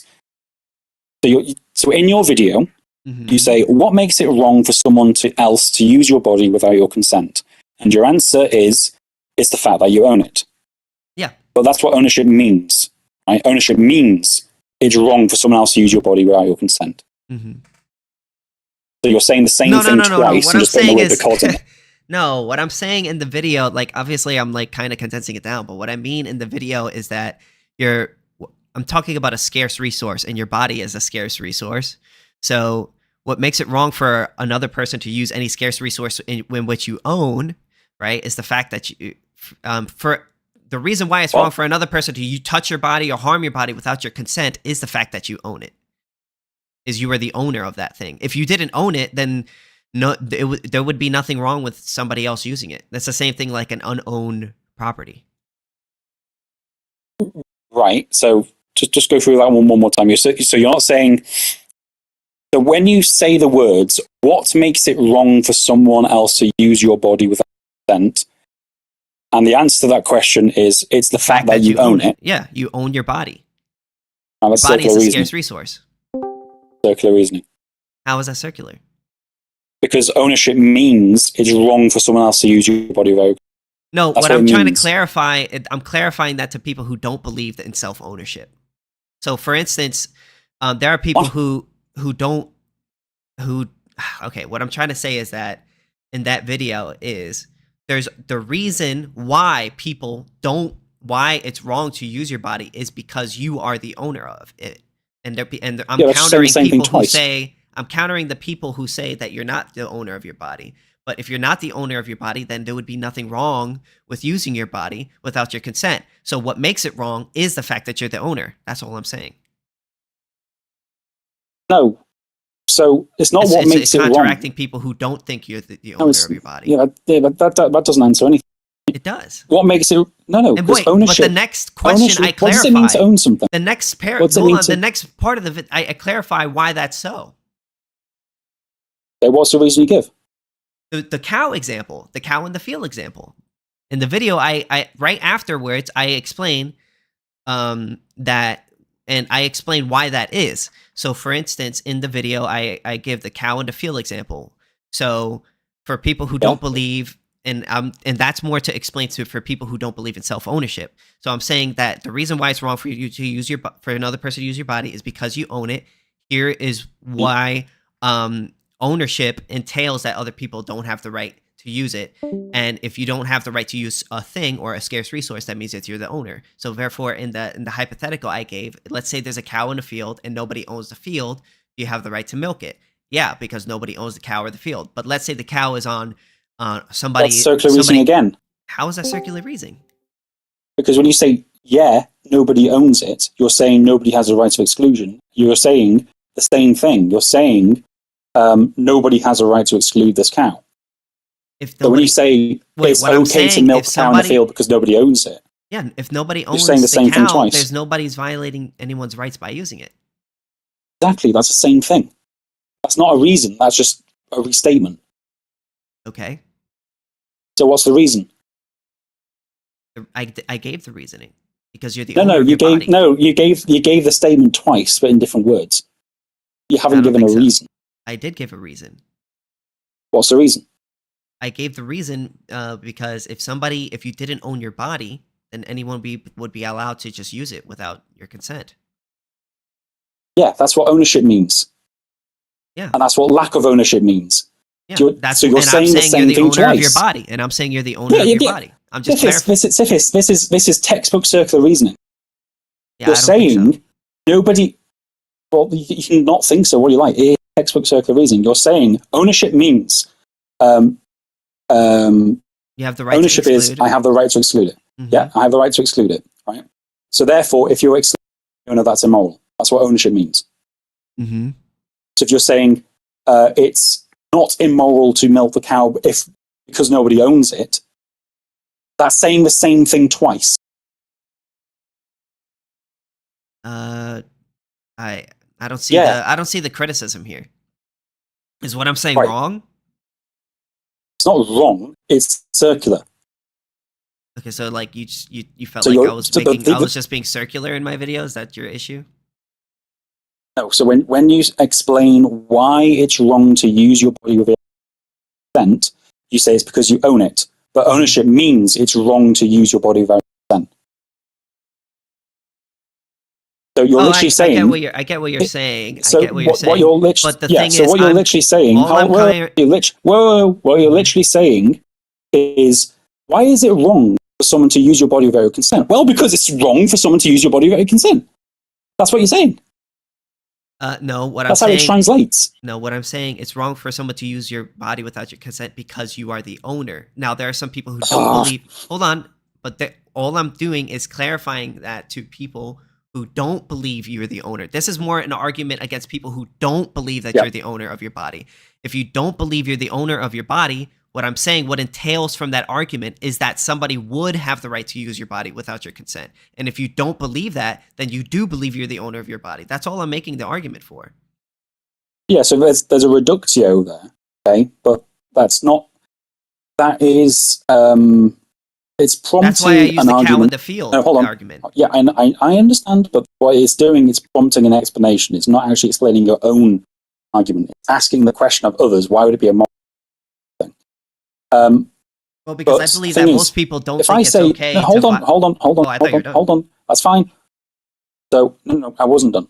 So, if I say I own this apple, I can substitute the words I own this apple, or it's immoral for you to take the apple from me. And that means exactly the same thing. There's no meaning, there's no difference in meaning between those two sentences. So when I say it's immoral to take the apple from me because I own it, right? I'm saying the same thing twice. Yeah, but I'm not providing you with a. I'm not providing. That's assuming that everybody agrees that you're the owner, but there are people who may not agree with you that you're the owner. Right. So if someone, okay, that's different then. So somebody might agree. So I might say, I don't think ThoughtBat is the owner, and don't think ThoughtBat. So if I say, and that means I don't think. Okay, hold on, let me explain myself. So from the apple. People say that they don't believe I'm the owner of my body. And all I'm saying is what entails from that belief, right? And if you agree with what entails from that belief, then you would agree that I'm not the owner of my body. But if you don't agree, which I would say 90% of people don't think it's okay for other people to use their body without their consent when they haven't harmed others, then yeah, they would probably have to agree with me in saying that they're the owner of their body. All I'm doing is just making a point to people who don't agree to it. Yeah, okay. So that's one argument, right? So that's a reductio that you use. That's a separate argument to what makes it unjust to take the cow or to use my body without my consent is because I own it, right? That's a different argument. It's a counter to people who don't believe that. Okay, that's fine. We've gone through that. So that part is circular. Let's go on to the next bit. So the next bit is the one you said before. It's if you don't own the thing, it wouldn't be for someone else to use it. Yeah. This is only true given the non-aggression principle. So again, this is circular reasoning. Well, if you own something, then if somebody could just go and take it without your consent, then you're not really the owner, are you? You're not the owner, no. But again, this is only assuming it's the non-aggression principle, whereby it's only immoral to do things which violate property rights. Yeah, but again, we're talking about a utilitarian people's bodies. Will disagree. We're talking about people's bodies here. We're not talking about like a shoe, right? Right. So, for instance, what would entail by you saying that you're not the owner of your body would mean that other people would have the right to use your body without your consent. And because I think most people agree that it's not okay for you to use other people's body without their consent, then I would have to say that if you agree with that, then you would have to say that you believe in self-ownership. No. So the reason for this, again, I can pose the utilitarian ethic once again. And the utilitarian ethic would say, like if you have a rule utilitarian ethic, it'll say things like rapism, it maximizes net negativity. That has nothing to do with ownership. Yeah, but again, ownership is the right to exclude another person from a scarce resource, regardless of whether... That's irrelevant. regardless of whether or not some utilitarian thinks it's okay or not okay based on utilitarian their That's a no, calculation, no. doesn't change the fact that they're raping someone. Yeah, it doesn't change the fact that they're raping someone. That's correct. But what you're saying is a utilitarian can hold these positions. They can say rape is immoral because it maximizes negative utility. They can hold that position.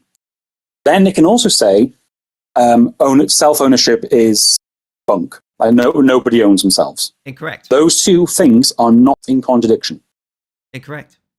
And the reason why that is because if you say that rape is wrong, then you're basically saying that you have the right to exclude other people from stopping from raping you. That's a a claim of ownership over that scarce resource. Nope. No? Yeah, then we just disagree. Well, yeah, okay, but why do we disagree? Right, so because if you're can you derive P and not can you derive P and not P from these two premises? Rape is immoral because it maximizes negative utility, and self-ownership isn't a thing. That's not always necessarily true. Rape doesn't always maximize I didn't say utility. No. I said, what's the contradiction in those positions? Not is the one fact true that or rape false? Doesn't always negatively affect their utility. That's not a contradiction. That is a contradiction because it's not true. No. Right, that's not what contradictions mean. Right, my hair is blonde. That's not a contradiction. It's false, but it's not a contradiction. Right. Well, I'm saying contradictions are P and not. That's wrong. Incorrect. Right. You're not engaging. So if I ask you, what is the contradiction between rape maximizes negative net utility, therefore wrong, versus self-ownership isn't a thing? What's the contradiction? I'm not asking you, do you agree with both statements? The contradiction what is the contradiction between them? Well, the contradiction is that you're saying that you have the right to exclude other people from your body, and you don't. So, hang on. But hang on, let's go back to what ownership means again. You're not the owner of your body, but you have the right to exclude other people from your body, right? Yeah, I heard that, right? So let's add in a third premise. Blocking people's hair to save the world is utility maximum, so therefore it should be done, right? And rape is negative net utility maximized, therefore it's wrong. And self-ownership is bunk. Now which one? I'm not sure how this relates. Well, because we're not. So the first two premises, where it's, well, they're not premises, they're propositions. The first two propositions, plucking the hair to save the world is moral, and rape is immoral. Those combined are not talking about self-ownership, because self-ownership is about the absolute control over oneself. Right? Mm-hmm. But the utilitarian is not proposing that. The utilitarian is saying, I can have my hair plucked from their body. Yes, they are, but that's not all ownership over it. No, it's not. Yes, they are. Because ownership is the right to exclude another person from a scarce resource. No. This, you're missing the other criteria, which is going to be it's exclusive to one person. Mm-hmm. So it's specific, or rather, it's specific to one person. Are they utilitarian isn't saying that. That's not right. Yes, they are. That's ticking one box. It is relevant. It's not ticking all the boxes of ownership. Because if you're the owner of that thing and somebody's excluding you from it, then they're claiming ownership over it. Yeah, but and if you say no, then I'm just fundamentally disagree, and we're just going to go into circles. Well, you can disagree with Leibniz law, but it's not correct to do so. Okay. So you're wrong. Yeah. Well, you're wronger. So, you're anyways. Wrongest. Well, you're wrong most. You're the wrong. What? I don't even. Shut up. All right. So, anyways, where's that it? What's your position on a? Yeah, I don't know if you're talking, but you're kind of cutting off. Oh, what's your position on argumentation ethics? I think it makes sense, but I don't really understand it enough to argue for it, so I generally don't use it. Okay, that's fine. Okay, so that's pretty much me done with all my facts. I'm glad I stumped you on the first bit. I think you need to re-watch the video and go through the second bit, definitely. Because yeah, I don't think there's anything wrong with my video. My video is perfect. Perfect. No, so not your video. Not the video as in the self-ownership video. I'm talking about the video of this debate. So go through this debate, look up Leibniz law. You'll see that if there's a difference in properties between two concepts, same concept. So if principal utility is different from the criteria of ownership, principal utility is not an ownership claim. And that's where I'm going to leave it. Okay. Thank you for your time, Sithis. Wait, I hope do you want to answer questions from the audience or no? I can answer questions from the audience. I'm going to go for a wee though, so I'll be back in. I mean, that's up to you.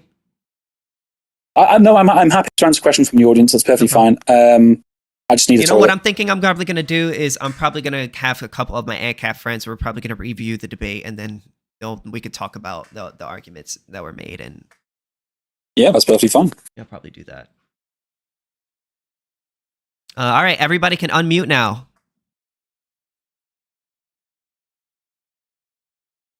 But just bear in mind that I'm going to the toilet, so I won't be able to answer questions. He's going to the toilet, so he'll be back soon.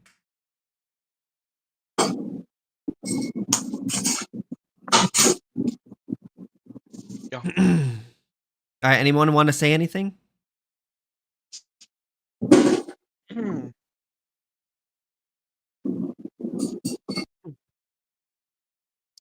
No, nothing? Okay. How you guys doing? Good? Doing all right? Yeah. Yeah. Anybody got questions that is watching the live stream? If so, let me know. I have a question in the chat. I have some questions in chat. Well, why don't you just say it, Light? You could turn your mic on. Unless you can't. Do you guys have any questions for ThoughtBat? If so, I have one. Okay. Can't. I'm at work. Okay, just type it in the chat. And then, or maybe we could chat later about it.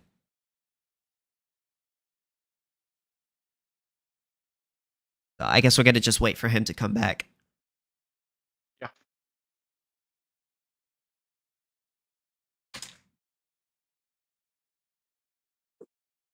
Did you see his debate with Zulu? He did 2 of them. Yeah, I did. I saw them. All right, yeah.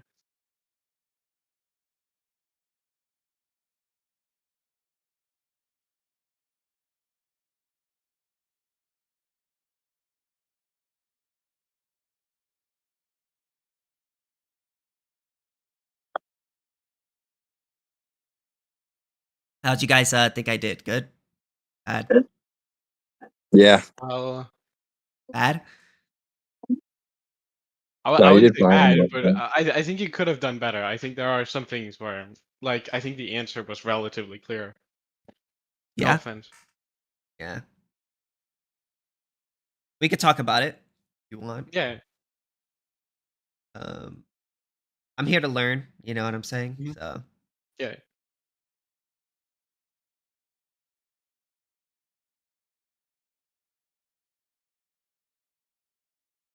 you want to talk about it or do you want to wait till later?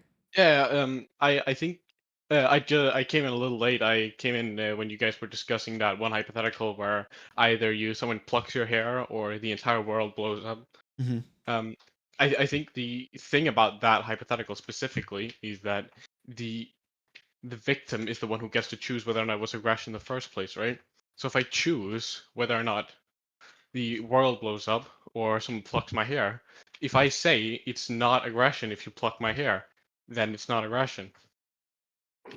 But he's asking, okay, so like from his perspective, he would say, oh, what do I do if I don't know what you think?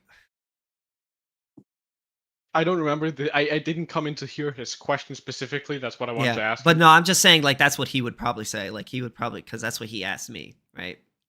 Right, but the question was directed at if you, right, if you were the one that had it happen to you, right, you know your own will.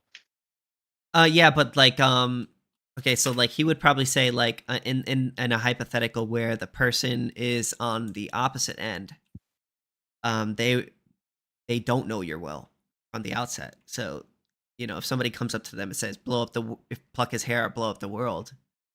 All right, just like from a third party perspective. Yeah, like they're not going to know your will. So he's asking, what from the Oh, ANCAP perspective, what do right, we do? yeah. I thought he asked if you were from the perspective of the one who. I mean, has he to did get his ask hair that, plucked. but the overall, I mean, he did ask the other question too. Like, it was multiple questions. You know what I mean? It was Yeah. the one thing that kind of stumped me, and I didn't really have an answer for, which was if you saw a rock about to fall onto somebody, Yeah, I is heard. that a violation of the non-aggression principle? I don't It know. depends on the world prior to it, right? But if you don't know They their will, say, yeah, is if it? you don't know, I think you can rationally assume that they don't want to get hit by the boulder. Hmm. So in that moment where they're about to get hit, I wouldn't say they are in a partial sense a latent self owner, meaning that you don't know their will and they're not capable of expressing it at this current moment. So you can rationally assume that they But don't wouldn't want you to say that die. about plucking the hair to save the world, right? Yeah, I mean, it depends on their will. I think you can also, I think you can probably assume here that Back, they. are you back? I am back. Okay, I don't want to speak Yeah. for you, so go ahead. I didn't hear the question. Okay. Yeah. So Okay. But I came in a little late, so I just heard about the hypothetical that you guys were talking about with the plucking the hair thing, and if I'm correct, right? Your question was if you that was one of the questions at least, is that if you were from the position, whether or not you would get your hair plucked, whether or not you would be aggressed against, or the entire world blows up. That was your question, right? yeah. So I'm asking Sithis what he prefers. Yeah, right. I think the main thing is here, if I choose to get my hair plucked, I think that also necessarily, I think it implies that I don't think it would be aggression. Because it's up to the victim whether or not it's aggression or not. If someone hits me, I can say that that wasn't aggressive, for example. Ex ante, you can, right? But in the hypothetical, it was the third question that was the important. The third question was one of the premises of that hypothetical was that Sithis was not aware of why I'm plucking the hair. And then afterwards, I'd tell him why I did that, right? Alright, And I didn't hear that. so, because Sithis wasn't aware of why I was plucking the hair, he wasn't aware that the world was at stake. He could not have consented to me plucking the hair. Right, then it would be aggression. Yeah, that's fine. So, but then the question is, like, is it immoral to do that? Yes. Is it immoral to push someone out of the way of a boulder? No, I wouldn't say so. Why? Because I think you can. I think when the boulder is about to fall down, right? I think in this case they aren't. You can't. Since you don't know their will and they're not capable of expressing their will at this given time, then you can. Then I would say they are in a current stance of latent self-ownership, meaning that you can assume that they wouldn't want to get hit by their prior will. Okay, so why can't I make the same assumption about the hair plucking to save the world? Because they are right now currently able to express their will by saying, "I don't want to get my hair plucked." They aren't But they're currently not able to aware of say, the "I fact. don't." Yeah, I know, but that's not the point. I'm saying that I don't understand. Is it? the difference getting hit by a boulder here, right? Yeah, so there's a It boulder is- on his way. So in both situations, right, don't get there's to a ask them. threat. In both situations, there's a threat. Hang on. In both situations, there's a threat to the patient, right? So in both of these situations, KingSithis is either going to be pushed, so he's going to be blown up from the terrorist, or in the other situation, he's going to be flattened by a boulder. Mhm. He is not, in both situations, KingSithis is not aware of said threat. Mhm. I ThoughtBat, I'm looking at the situation, I'm aware of it, and I'm making a decision on whether either to pluck the hair in one scenario and save Sithis as well as the world, and in the other scenario, I'm making a decision on whether or not I push Sithis. Now, you're saying to me that in the boulder scenario, I can assume that KingSithis wants to live, Mhm. and so therefore I'd be justified in pushing him out the way. Mhm. I'm not sure why I can't assume Sithis wants to live in the hair plucking scenario. wasn't it specifically? Didn't you just specifically say though that you could ask him, right? That and it was assumed he didn't want his hair to get plucked. So then that would also naturally assume that he wouldn't want. You know, I'm not gonna lie. I can't help but agree with ThoughtBat on this, right? Because I feel like fundamentally, right, if you're gonna say, we're gonna shit, and I'm still an ANCAP here, all right? Just saying. So, all I'm saying is like, if you're fundamentally going to say that a person is previously saying that they want to live, and that is enough to push them out the way for the boulder, well, then why not pluck their hair? Because, you know, you could have reasonably assumed they want to live and save the world, right? So I feel like they said they didn't it's want kind them of to the pluck their same hair. assumption, right? Or no? Yeah, but here they said specifically they didn't want to get their hair plucked. In the other scenario, they didn't say specifically they didn't want to get pushed out of All right, let's say then, let's just edit the and let's say instead of informing you that there's a boulder towards you, I just ask you, can I push you right now? You'll probably say no because you're not aware of the threat. Yeah. Right. So in both scenarios, again, they're exactly analogous. So I don't see the difference. So I feel like to be consistent, In that case, then I think I would say as well that would be aggression. Well, that's fine, right? So the thing is, like in both scenarios, you have to give the same answer, whichever answer you give. If you say it's an aggression and therefore immoral to pluck the hair and push out the way of the boulder, then that's fine. I think that's a very silly position. I think anyone else who is not an ANCAP will look at that and think, this is why I'm not an ANCAP. If that is the case, that is an aggression, or you can make a reasonable assumption, say this person would rather live than die, versus having their hair plucked or being pushed out the way. Either way, I will say because the person is not aware of all the facts and they are at that present time not consenting to either have their hair plucked or be pushed out of the way. And so do with that as you will. But I'm just, in my position, this is just an act of aggression, which I think is justified. Right, I just simply wouldn't say it's justified, right? Well, so yeah, that's just like that is where it's we kind differ. of the same thing. So like it's like, you know, it's either like if you're going to push somebody out the way, you're initiating force, even though they may have wanted to live, you could expect that they wanted to live. If you consider that to be an aggression or not an aggression, then it would have to also be so that plucking the hair would also be not an aggression, because you could reasonably assume that that person wanted to live as opposed to die.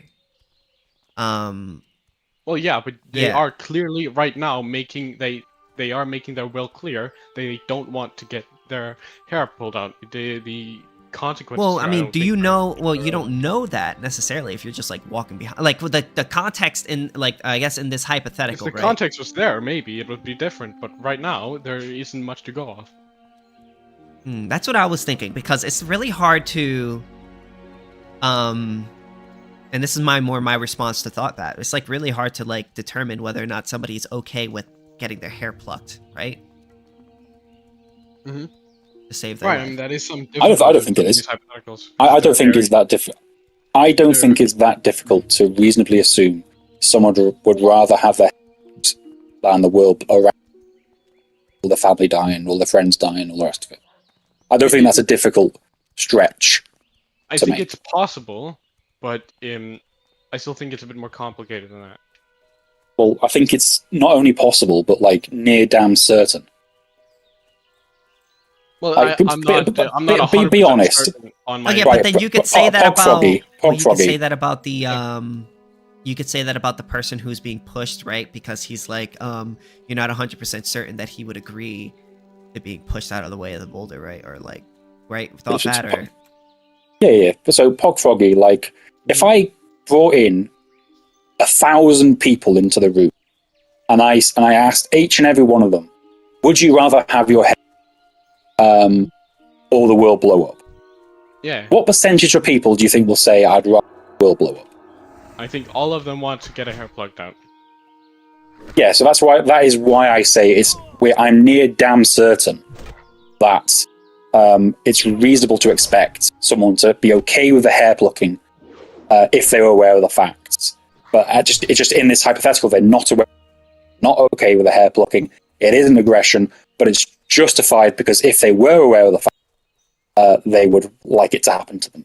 Well, Right, couldn't we just say it just comes down to whether or not this is an aggression or not? Because I'm quite frankly, right now, I'm not entirely sure. But all it comes down to is whether or not it's an aggression or not. Because I don't believe there's such thing as justified aggression.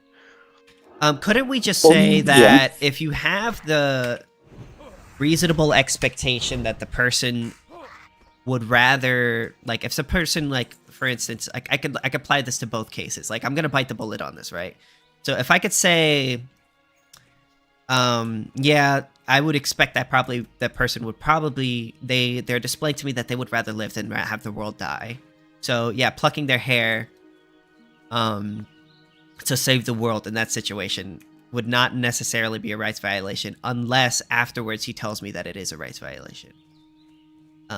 Because he's displayed to me that he would rather live. I'm pretty sure that would still be consistent, right? I'm quite frankly not entirely you, sure. both of you, I guess, right? I'll let NCAP Doggo answer that one. I think on this specific thing, when it comes to being your will and people's will in these specific scenarios here, I think that there's such like a area where you can't know for certain here, but I do think that it is highly probable that it probably would not be a rights violation to push them out of the way then. Well, let's. But then it wouldn't be a rights violation to pluck the hair, right? Too, because you could reasonably assume that they would rather live than have the world blown up, right? Yeah. Okay. That's what I was wondering. Now, you could go ahead, Thought. Right. But I'm still not entirely sure in my position right now. Yeah, me neither. That's what I was wondering. I just want to clarify here. So, but I am going to make a confident case that this is an act of aggression if we define aggression like Dover Scarce means. The reason for that is, if I'm walking along, just because I'm not aware that there's a bull coming towards me, I'm still directing my body through my own will to walk forwards. Now, if Sithis was to come out from behind me and redirect my body from a direction I'm wanting it to go in at that moment in time, then he is initiating conflict against my body. Right? That's what aggression is. That if they were aware that there was a boulder, then they wouldn't believe it was aggression. If that was the case, then they but they're not aware. After. Yeah, but the thing is, they're not aware, and so they're directing their body in X way. They aren't currently able to express their will, meaning. Well, how about this? Like, be careful. Be careful with that. Be careful with that. In this sense, sure you can. If you've already agreed to this, hold on. Yeah. ANCAP. Yeah. Be very careful when you say that one, right? Because nobody ever acts in such a way where they know all of the ramifications and consequences of their actions. That is impossible. We're not omniscient. So if you're saying that I cannot express my will because I don't, you're saying I can never express my will. That's not the point here. That would be the point. You don't necessarily have to. I can respond to that real quick. Just like, you don't necessarily have to say "don't touch me" for someone to communicate to another person that you are okay with them touching you. Like, for instance, if it's my bro, like my friend or something like that, then I can reasonably assume that he's not going to punch me or put charges against me if I poke him, right? And the reason why is there's sort of like social context there that sort of like allows you to know that their will. That reveals their will through that sort of like social context, if that makes sense. And I feel like in this situation, if you have the social context or you have the at least enough evidence to make clear that their will is that they don't want to die, well, then I think plucking their hair to save the world would probably not be an aggression in that situation. But if you did do it and then afterwards they said, "Oh, it is an aggression," well, then he would be allowed to pluck 2 hairs from your head. Yeah, just to be clear about what I was responding to there, is ANCAP Doggo said the fact that he's not aware of the boulder means that he's unable to express his will because he's not aware of all the facts. He is not aware of the consequences of continuing to walk forward in the path of the boulder. But the problem with that is no one can ever be fully aware of all the consequences of their actions. It might be the case that in going to the supermarket to buy a chocolate bar, I cause a chain of events that results in someone's granny having a piano, right? For whatever reason, right? I don't know that. There's no way I can possibly know that. If it's the case that the fact I don't know the consequence of my actions, therefore I cannot express my will, it is therefore the case I can never express my will because I can never know the consequence of my actions. Okay, I want to be very clear when I say this because you're misunderstanding what I said. I'm saying that I'm not just saying that you need to know everything. You just need to somewhat know. It's the same reason why children can't consent. They don't understand what they're consenting to. The same thing goes with the boulder scenario because they don't actually understand that when they're saying this, they're consenting to getting hit by the boulder. So what you're saying is that there's a threshold of what level of information or what level of awareness someone should have before we can express that will.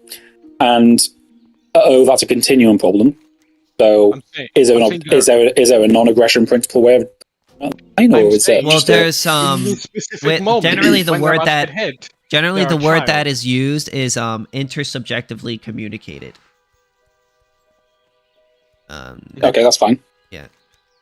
Right. So my claim here is that when they're about to get hit here, my claim is that this person would be a child in the philosophical in the philosophical sense.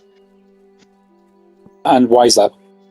Because they aren't able to express their will because they don't actually know like the consequences of their actions. It's the exact same reason that children can't consent. Bro. Yeah. So So when I said it's impossible to know the consequence of any action, how did I misinterpret what you were saying? What am I saying differently to you? It's not just the consequences of any action, right? It is just being able to understand what you're actually doing. When you're buying the chocolate bar, you can understand that you're just buying the chocolate bar, right? But when this boulder is coming down to you, you don't actually understand that the boulder is about to hit you. Okay, but if I was made aware that me buying a chocolate bar would result in a piano falling on my head, I wouldn't buy the chocolate bar. Yeah, so am I a child in that situation? Right, but there's no aggression here. Okay, but that's well, no. The aggression would be like, it's if KingSithis was to stop me from. He knows that in consequence of me buying the chocolate bar, a piano will fall on Granny's head, and he also reasonably assumes that I would not want to buy the chocolate bar if I knew a piano would fall on Granny's head. Is he just in stopping me from buying the chocolate bar? And that's the aggression under question. It's entirely context.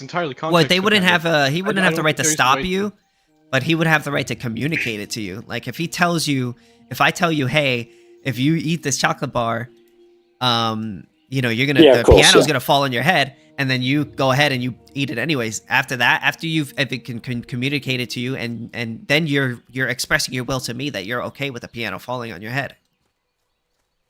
Well, it's falling on someone else's head, by the way. But or them fall. Well, that's what I'm saying. that's one way of getting out of the hypothetical, right? But I can just edit it back and say, well, if you were to tell me this, I wouldn't believe you. Then it's up to them. Yeah, at that point. Yeah. So, but if I did believe you, you wouldn't have the right to stop them because at that point they're making their will known to you that they don't care or they don't believe you. So, at that point, so their current will supersedes whatever you thought they believed before. Yeah, but let's roll that back to the boulder then. No pun intended. Roll it back to the boulder. So the boulder's coming down, and I can communicate to you and say, "Sithis, there's a boulder coming," and you look over your shoulder. But no, don't be silly.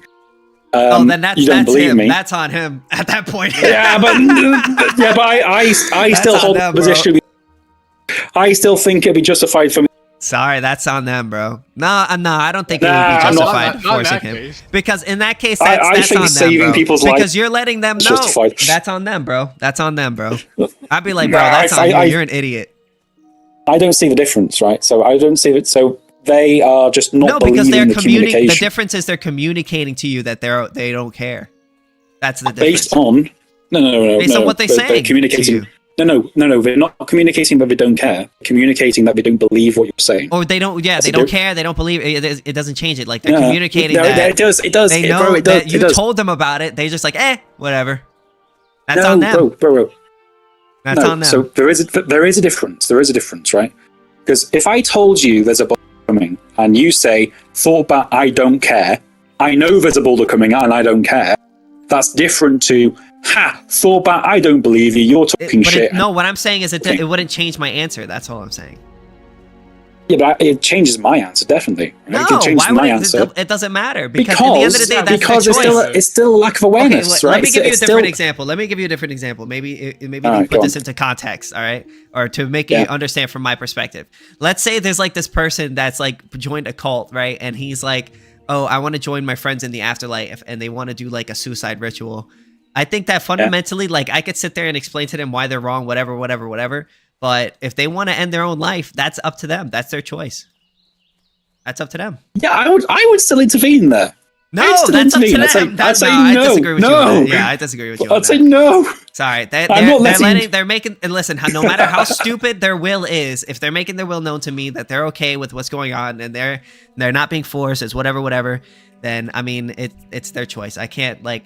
I'm not somebody's like master to tell them like whether they have the right to kill themselves or not or whatever. It's not about being the master, right? It's about if they were, again, the formula was this. If they were aware of the relevant Do you agree with facts, me with this, Doggo, or? You probably will, but like, I don't know. I don't know if he's the formula I was using for hair plucking, the boulder, was if they were aware of the relevant fact, would they be glad that you did it? I think if someone's joined a fucking suicide cult, and obviously there's assuming that this suicide cult is based on a wrong or false religious dogma, if they were aware of the fact that it was false, they would be glad that you stopped them from killing themselves. So that is why I would justify if they don't that. believe you, what are you going to do? What are you going to do? Well, if they don't believe, they're still them being unaware of the. So wait. Like you could say that about a lot of religions, though. Like, what are we gonna do? Like, forcibly convert people out of religion because, like, oh, they're gonna believe in some wrong thing? Could do. Depends on what it is. What? Right? We're supposed to be anarchists. What kind of? We're supposed to be anarchists, bro. I'm saving people from like blowing themselves up. That's their choice. Listen, bro. Listen, if people want to join a death cult, that's on them. I can't. I could try my best to try to convince them not to join it. But that's in the end of the day, that's their choice. What am I supposed to do? I'm with the anarcho anti-death club. We're supposed to be anarchists here, bro. We're supposed to live and let live. I'm not being non-anarchist. Whatever happened to live and let live? This isn't even live and let live. Live and let die. That's not live and let live. Premises. Live and let die. I mean, like, do you hold the same position regardless of the age group, like a teenager? Like, if a teenager no. say they want to kill themselves? I'm talking about adults. Because children, they can't consent to that. I don't think that's it. The mental state, but the mental state implies a lack of. It's not about consent. It's about the mental state. Someone who wants to kill themselves is not within the right frame of mind. I mean, not necessarily, not all the time. There are some people who are okay with joining. Never said why not. Shut up. No, I mean, there's definitely some people. Listen, there are people who hold on. There are some people who choose to kill themselves out of their own volition and aren't like crazy. Like you know what I'm saying? Like for instance, there are people. Doggo made an interesting point earlier. So he said that the person who was unaware was a philosophical child, right? So Doggo said earlier that the person who's unaware of the boulder is a philosophical child. Why can't we say that about somebody who believes in a suicide death cult, which is false? Because they're still expressing their will. Yeah, they're telling you they're not okay aware with of the relevant fact. Yeah, they're not aware of the. Their will. I don't care if they're believing wrong things, but they're still telling you their will. People can be wrong. What? For example here, if they believe that you can't die and that boulders can't kill you, I still believe that then they still make their will clear and that you can't stop the boulder, for example. Hold on, the difference is, right? Here's the difference. a boulder falling on a friend, you could reasonably assume that they don't want to die. Whereas if I go up to a person and I ask them, hey, do you want to join this death cult? And they say, yes, I'm okay with it. And I try to convince them. And no matter what I say to convince them, they still say, yes, I want to do it. That's totally different. One is like, they're letting me know they want to die. The other one is like, you know, he may not want to die, so I'm going to push him out the way to save him. And then if he doesn't like it, we can figure it out later. That logic is the heaven. That logic is the Heaven's Gate logic, right? So Heaven's Gate is literally the analogous example to that, where they actively believe that the spaceship was going to pick them up. That's their choice. There were multiple times. Oh, hold on. There were multiple times. I'm aware that that's their choice to have done something like.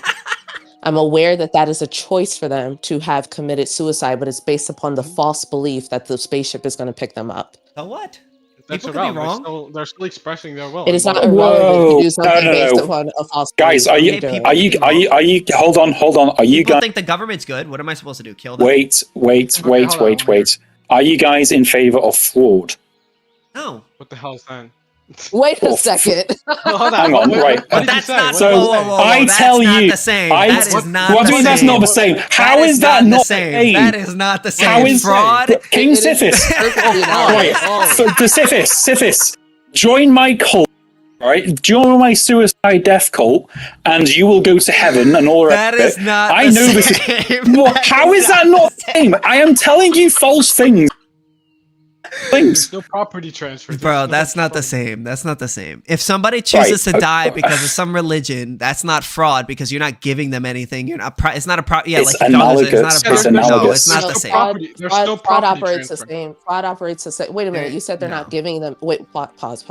You're saying they're not giving them anything. Fraud operates the same way. They don't give you anything, hence why it's fraud. Sure. Hold on, no. What we're saying is that there's like no. This is so stupid. You can't. No. It's not stupid at all. Hold on, let me answer. They're demonstrating based on the false belief. Listen. No, incorrect. So What is fraud? I'm explaining. Let me explain. Okay. So fraud involves you lying to a person in order for you to give them something, right? Do you That's give them not it? the same thing. Killing yourself You is give not the them same something. thing. Wait, If wait, the pause, person stop that. matters, I'm sorry. KingSithis, I say to you, if you mow my lawn, okay, then your that would dick mean will every double in single size. religion is fraud, and we need to abolish all religion. Yeah. All the false religions, yeah. All the false Right, but if religion. I- How do you know which one's real? I just know, right? Okay, so if I was to say to you, it's something. It's a claim that you can't prove false or true. It's if you can't prove the afterlife is true or false. Yeah, all right. That's okay. We're not going to get into theology, it has to right? be something that you're lying about that could be provenly false. Yeah, Sithis, right. If I say to you, mow my lawn and your dick will double in size, right? I say That's that fraud. to you, and you believe me, right? I'm not giving you shit, right? It's not a property transfer. That's fraud because it's not going to happen. How was it? What do you mean not good? That's not the same because you can't. Okay, I could prove. But you said. Listen. You said no. No. You listen to me, Mr. ThoughtBat. Listen to me. This is really funny, but listen. It's not the same because tomorrow I can look at my penis and see. Oh, it's not. It's still 4 inches. It's still 2 inches. Whereas fucking. I can't prove that God does or doesn't exist, so it's not the same, bro. It's not the same, bro. Yeah, we're not okay. But no, seriously though, before you said fraud, right? Before you said fraud is when you give someone something.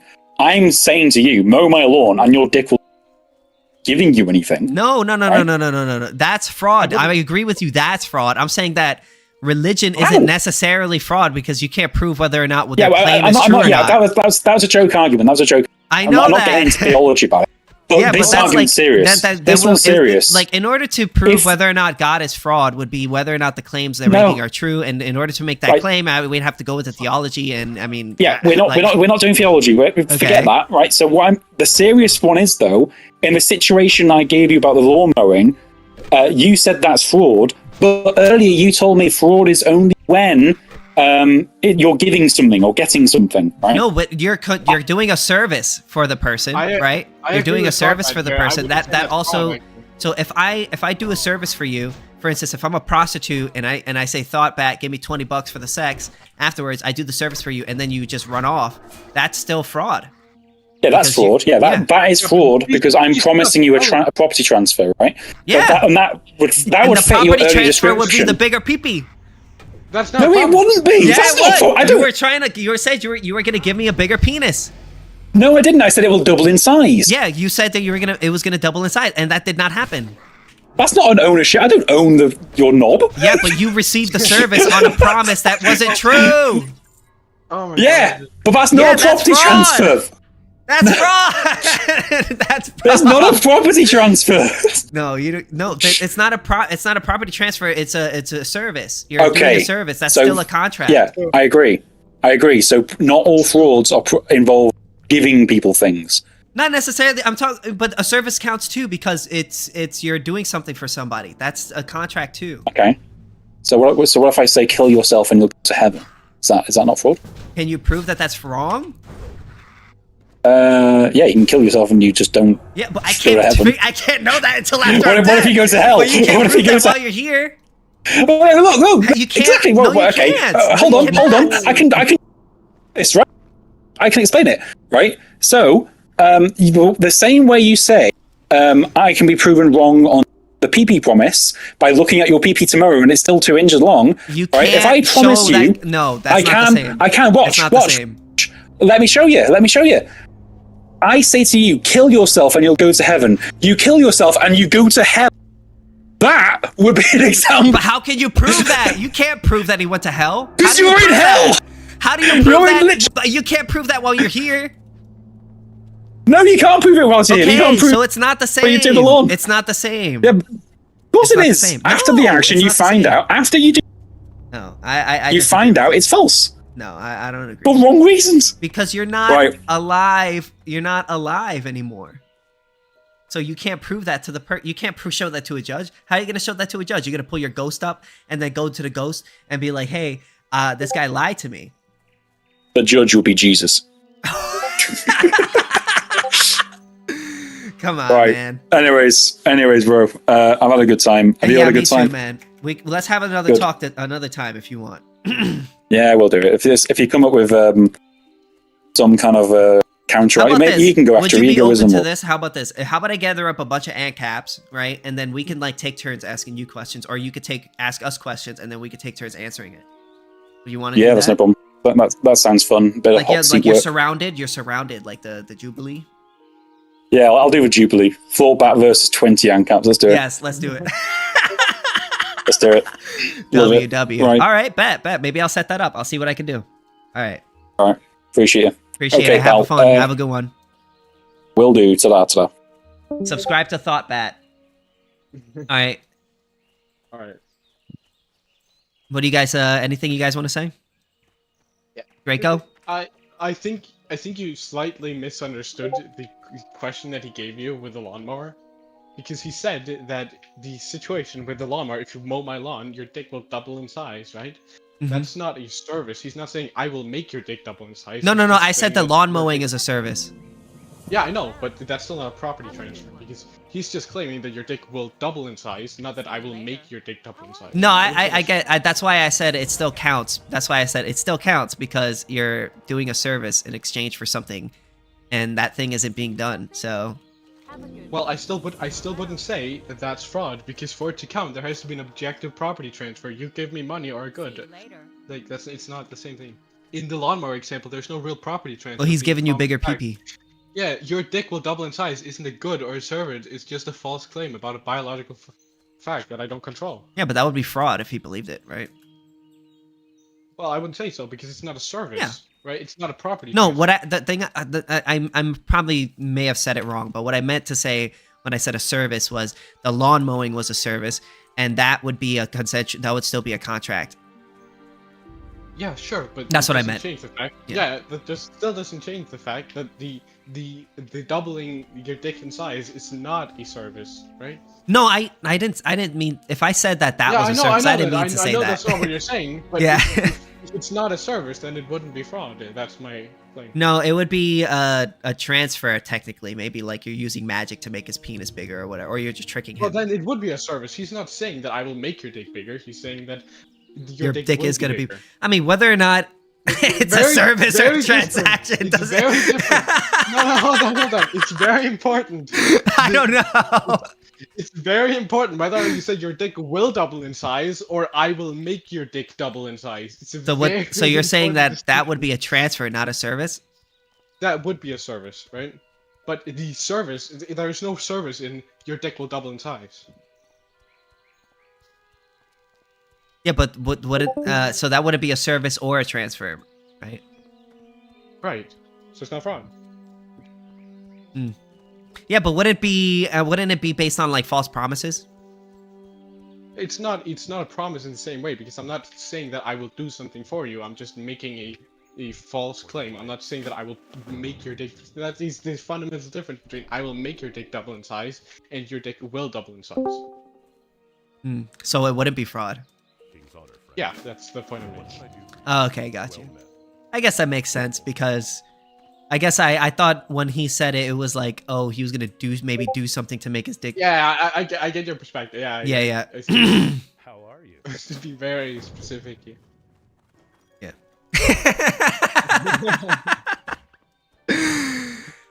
This ended up being a really funny ass conversation, not gonna lie.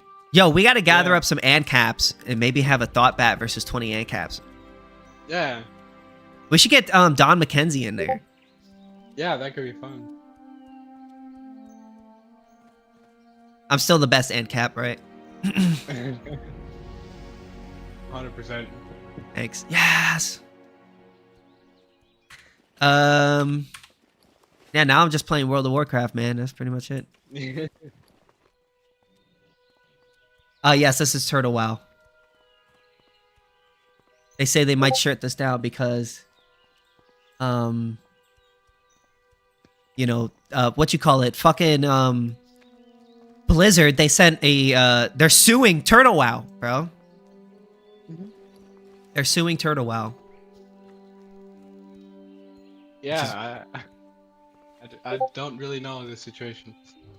No, Turtle WoW is basically okay. So World of Warcraft is a video game. I don't know if you ever heard of World of Warcraft. You ever heard of that game? I know the game, but I've never played it. Yeah. So, you know the game that I play on my PC. So the game that I normally play is Turtle WoW, which is basically a private server, right? And they basically are saying that they're suing them to stop them from doing any more. Which is really fucked up. And Yeah. it's intellectual property. So. Yeah, I know. They're violating the app. Can't have that. Well, I don't believe in intellectual property. Okay, bros. So I don't think they're stealing anything. Exactly. Yeah. Theft requires someone to take something from your possession, out of your possession, forcefully and without your consent. Yeah. ThoughtBat is actually a pretty funny motherfucker, bro. Not gonna lie.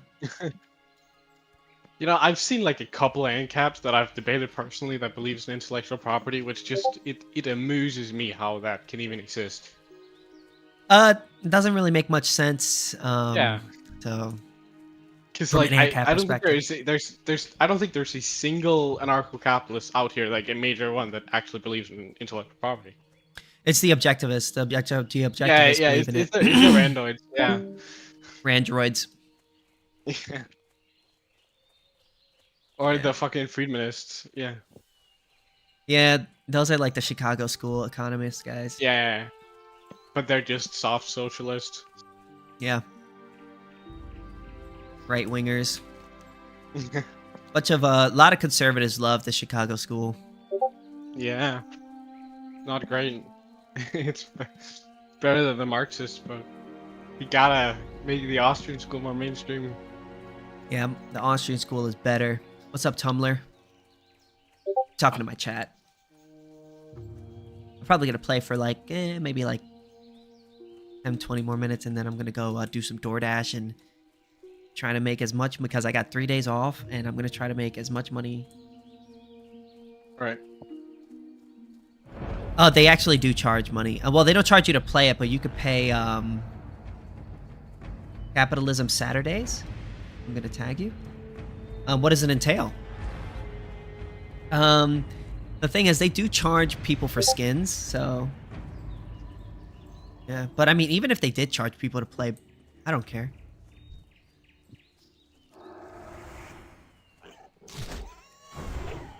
And they do legally have a leg to stand on because it's their IP. So, Under positive law. I mean, not from our legal perspective, but from the state legal perspective, you know. I get what you mean. Only free markets orient guests apply free market solutions to modern issues. No debate and echo chamber of economic liberty and Austrian econ. Sure, I mean, I'll join. Is it on Discord or TikTok?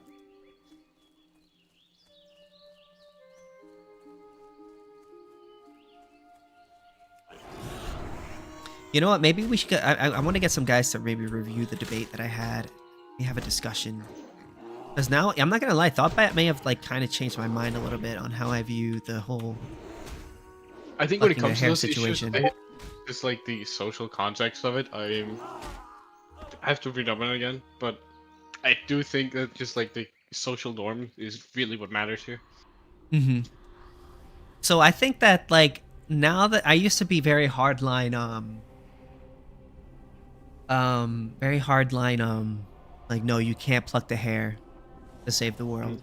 But now that I think about it, if somebody has demonstrated to me that, I mean, they're living their life, they're doing their normal stuff. They've demonstrated to me that, that they want to live. Yeah. They're okay with being alive. Well, then, Right, and plucking a hair would not be that big of a deal to them, right? Mm-hmm. So long as I explain to them the context, and I think, I think it would be fine to pluck the hair. I mean, the question always comes down to, is it aggressive or is it non-aggressive? Mm-hmm. Yeah. Because the question of whether or not aggression is justified is never going to change from an ANCAP perspective. It's just about whether or not it is aggression or not. Yeah, That's really the hard thing. Now, if somebody disagrees with me on this and they have a better argument, then I'm open to hearing it, but... Because it gets kind of tricky when it comes to these things that are like completely reliant on social norms. So it's like, it's now, hard let's to, say like, we didn't have any social norms, like, at all, and I didn't know the person at all, then I would say, no, you can't do it. Yeah, probably. Yeah. Like, it could be that it was in a societal context where people did want to get hit by a boulder. I mean, it's entirely dependent. Mm-hmm. Interesting discussion. What's up, twink boy?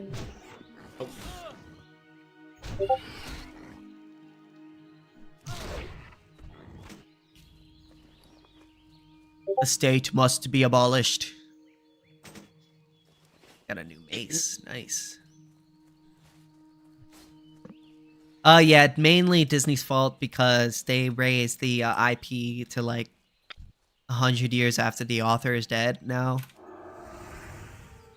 I think that's not exactly it. It's somewhere around that. Oh. Kind of fucked. I think that fundamentally anyone has the right to copy your work. Copying is not theft. There's no violation in it. You're not harming anyone. So, unless you could point me to the rights violation going on, then I can't really,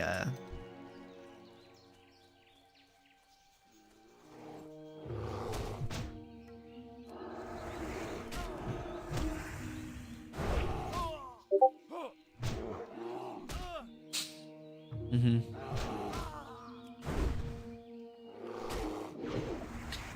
Copying is not theft. And there's like a little song that there's a little song, cartoon song that you can listen to. It's like, copying is not theft.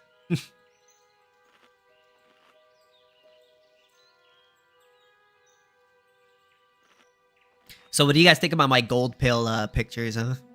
super based and gold pilled. Yeah, I saw them. Because I was debating whether or not it should be yellow pill or gold pill, Mm-hmm. and I feel like gold pill is kind of better, Mm-hmm. right? Or Yeah. yeah. Because like somebody made, I forgot who said it to me, but I was like, I posted it in the Discord, and I was just like, somebody was like, I think gold pill is better. And I was like, oh shit, you're right. Yeah.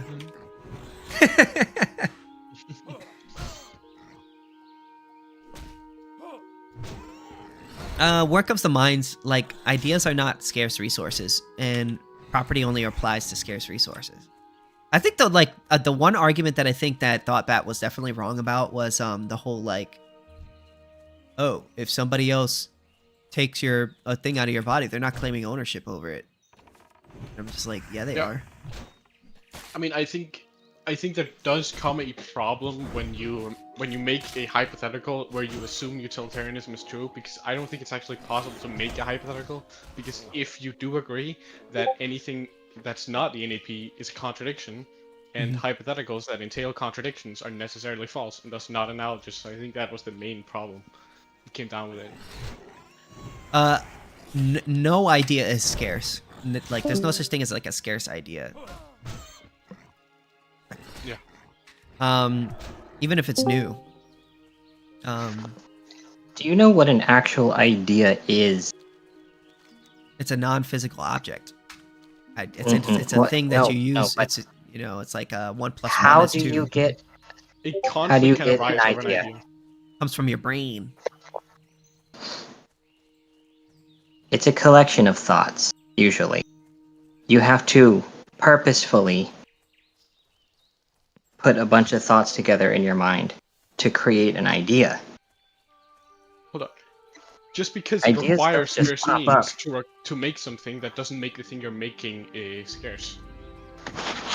Yeah, the idea in itself is not scarce. Yeah, exactly. Scarce means that conflict is possible. Conflicts are not possible over ideas.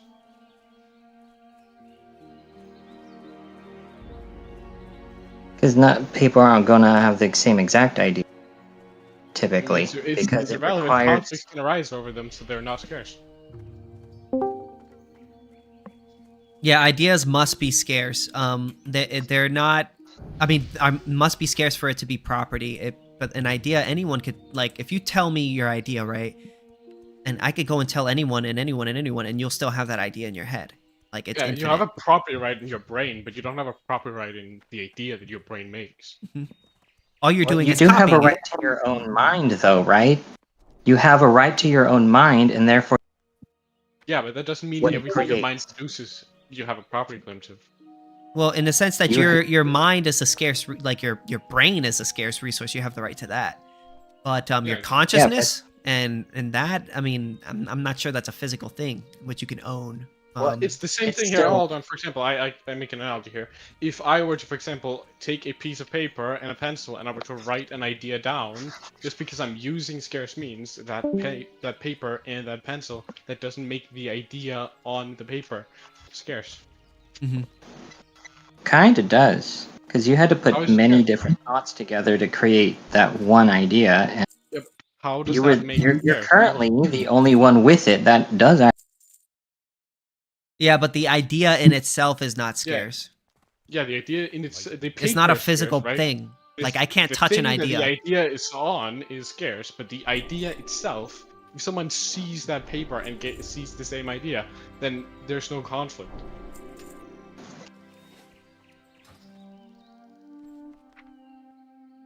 I don't really argue that too much, but my argument about IP and copyright laws, one, the government has it backwards these days.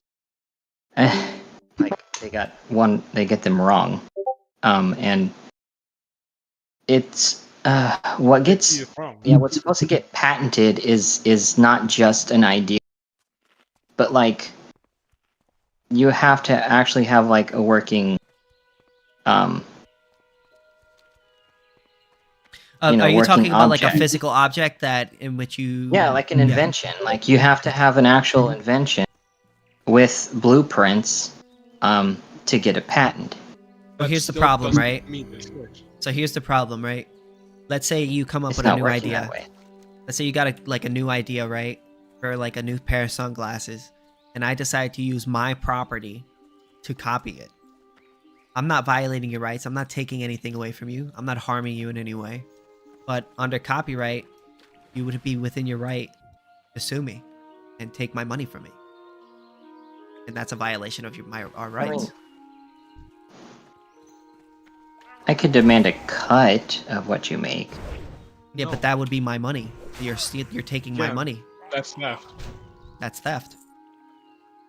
I don't owe you anything. The only way in which I would owe you something is if I violated your rights in any way. But me using my own property to copy your idea is not. I haven't. There's nothing that was in your possession that was forcefully taken from your possession because of that. Does that make sense? Well, the effort of my own mind, though. But the thing That still is, doesn't mean that's you not can. an idea is not an object. So, like, in order for me to steal something from you, it has to be a physical object in which I could take from your possession, right? You can't really do that with an idea. It's not. It's as soon as you tell me your idea, I have it for the rest of my life, and I could copy it infinitely without taking anything away from you. Yeah, but I have to freely give it, though. Yes, I can't force it out of you. Yes. Yeah, well, there you go. If I Yeah, but freely that's- give it, that's- yeah, you can do it. But if I don't freely give it, What do you mean by freely give it? like if I tell you the Yeah, idea, but like if I were to see that idea, meaning that like let's say you wrote How? it down and I just happen to glance at it and I see it, right? So for instance, let's say with the sunglasses example, right? Yeah. You create a new pair of sunglasses and I see those sunglasses and I decide to copy it, right? I haven't stolen anything. Yeah, exactly. okay, but how are you planning on making any money if we make the same product? Wait, by selling the product. Yeah, but we're making the exact same product. See the issue Yeah, but here? there Like, are you're not plenty trying of to be companies. competitive. You're just copying. Then you Yeah, but- gotta improve on it. Yeah, you have to improve You on gotta it. better. improve on it. Yeah, Yeah. do better. You want to make money.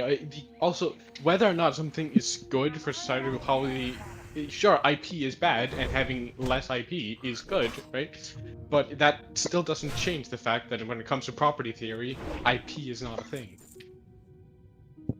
Yeah. You have the right to your property. So you're saying the ownership of the product of your mind isn't yours. Well, it's not a product because it's not a You physical own your object. head. An idea is not an Yeah, object. but it's still from your mind. It may it's be all from that your matters. mind, but it's not an object. All that matters It's not is much scarcity. but it's not much different from like owning a factory that creates a It's product. very different No, because a factory you is can't. scarce. I can't copy a factory infinitely. Yeah, but it's about the principle of the matter. It's the same kind of principle. If you just copy or just take from the factory, like the product or just freely, You're not like, taking anything when you Yeah. copy somebody. Because the factory is producing things that are scarce. Your mind is not producing things that are scarce. Yeah. Your If I thoughts, your copy your idea, ideas you are still not- have your idea. I'm not taking it Yeah. from you. Yeah, if I steal something from a factory, you're taking that. You can Mhm. take that, you can steal that because it's scarce. Yep. I don't think scarcity only applies to physical objects. It does. Can It only- can you yeah, give a it- Product it- of one Can you give mind. me a singular example of a conflict arising over a scarce me? I created the Or a idea. non-scarce me? It is mine and it belongs to me because it came from my mind. Yeah, but give me an example of a conflict arising. You claiming ownership over an idea is creating the conflict. Yes. Yeah. That is a Yeah, conflict, not- and the Not the initiation of person conflict is using the aggression. idea. Aggression is bad. Yeah, so to stop me from using my property because you don't like the fact that I'm copying your idea is a violation of my property rights. Yeah. Mm-hmm. Mhm. No, you still have your property. You just can't You're- use it you're in that way. excluding him from using his own property. Yeah, you're excluding me from my property. If I No, use my property I'm in a not way, excluding you from using your property. I'm just excluding you from using it that way. that Yeah. And that is excluding. there's still a million other options here. That's It's not- irrelevant. that's You're not still the only way exercising to control use over your someone property. else's property. Wait, respectfully, Okay, so- that is excluding somebody from their property. That is. So, Draco, would you say that a caveman who discovered fire should not let anyone else use fire? That's completely different. Why not? How? He shared it with everyone on Yeah, what if he purpose. didn't? What if he didn't want to do that? Wouldn't Actually, you know wait, what? actually Draco, happened wouldn't to the first person? releasing something You know what actually happened to the first in the person market that be discovered sharing fire? It's irrelevant to the principle. The first person who discovered fire was burned by the people he. Completely irrelevant. No, I hold on, Draco. Let me try to explain. So, the thing is, if you stop me, if you make a fire, right, and I'd be like, oh, that's a really good idea, and I decide to make a fire, I'm not really like violating your rights in any way, right? All I'm doing is just copying your idea. Fire's a natural element, though. Well, all things that are in the world are natural. I mean, everything that we create with our ideas are natural, come from natural elements, right? Exactly. So, okay, so then you would have to agree that if I copy your idea, like your pair of sunglasses using my property, then I'm not really violating your rights.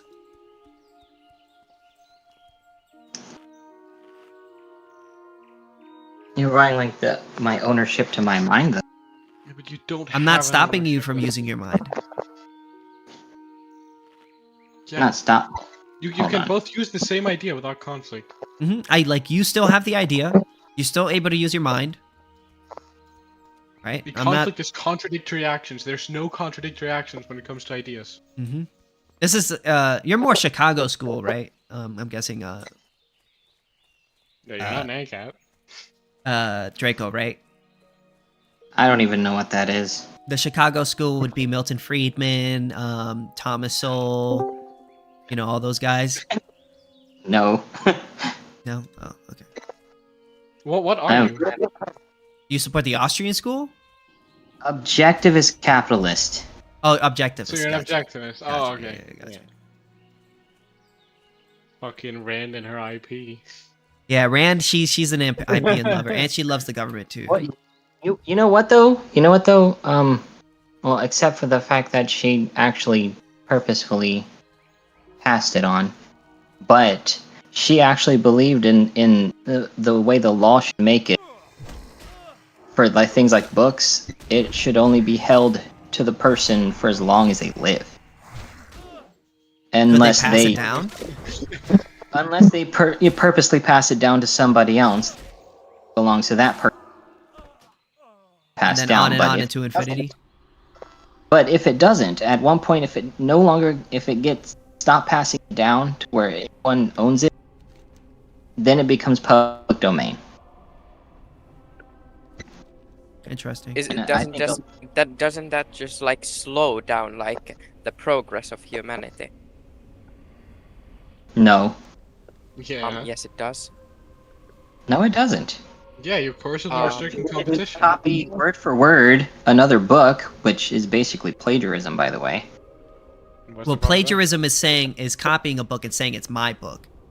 Where Yeah, copying is just taking a copy of it, but you're still saying it's the other person's book. Yeah, Yeah, that's- I don't see anything wrong with just copying it for yourself, but if you're trying to also sell it and claim it, Then you would be restricting me from using my property. Or selling my property. what is that? I'm saying No, you, no, you no, it won't. well yeah, you kind of because are, it's- right? Or, It's peaceful to copy someone's idea. There's no aggression. There's no violations of property rights. It's peaceful. There's no conflict. yeah, there's no But your aggression. mind is your property. Yeah. Your mind Without is your Yeah, your mind is your property, that's true, but what comes out of your mind doesn't automatically mean that's your property, because it's not scarce. You can It's only not an have object. ownership. You have to understand. Hold on. You have to understand that ownership means that when a conflict arises over that specific scarce thing, you win that conflict. When it comes to ideas and information, conflicts can't arise specifically because it's not scarce. Mm-hmm. That's the whole purpose of property. Kind of information you're talking about, though. It doesn't matter what kind of information, whether it's a blueprint or it's a book or Yeah. all that matters is it's not scarce. There's scarcity and there's non-scarce, right? That's what matters when it comes to what can be owned or not. But if anyone can use my idea, then everyone. Okay. Like, I don't understand how objectivists ended up on such a strong IP position when the fact that humans elaborate on each other's work is also stressed heavily Yeah, it makes no sense. in the work. Completely It doesn't make inconsistent. sense. It's fine when you elaborate. It's we're talking about being bit like the. You cannot apply somebody's idea without thinking yourself. Some people Yeah. do. That's the Hold thing. on. Sometimes they just Yeah, straight I up know. I copy heard and then about try to Blizzard sell it off. suing. Oh, hold on. But you What if can't- two Such a people have the shame. exact I hope same they idea don't, at the same time? Do they both have a property claim to the same idea? But that almost never happens, though. That doesn't answer the question. That does happen. Can they a both lot. have a property claim? Whoever gets their patented That's it. first gets the rights. Then you're And- just deriving your idea of property rights from an authority. Patents should only last to like I don't even know, a year or two maybe. They need to give the person enough time to create the object, enough time before. How do you know? How do you know how many years? And then no renewal. Yeah, this is just legal positivism. Like, you're just saying that your rights, your IP, come from the state. If it requires someone to make a patent. No, well, it requires you to. No, The you way just it- said that the first one who gets a patent on it is the one who owns the idea. And that means that person voluntarily went up to get government to recognize their What patent. if they're both rushing up there to get one? The first one, one of them gets there first. Okay, right? Draco, what if someone has an idea first, the other person copies it, and then submits it to the patent? Yeah, what The happens? patent the copy until the other patent is expired. Yeah, Should but I be you know, shot if I someone has an refuse? idea. Well, if Then they your if they property theory is positivism. I think it's clear. Like at that point, you've moved away from having an objective standard. Yeah, you have no objective standard. It's just based on whatever the government says here. not whether the government says, it's whoever gets there first. Where do you think patents To come what? from? Gets first there. Gets first to what? To patent their idea. Yeah. How who do you get patents the how do you get a idea? patent on something? Where do you get that Yeah. from? Blueprint. Or at least also the what do you call that? Like an early prototype of the object. How do you get a patent?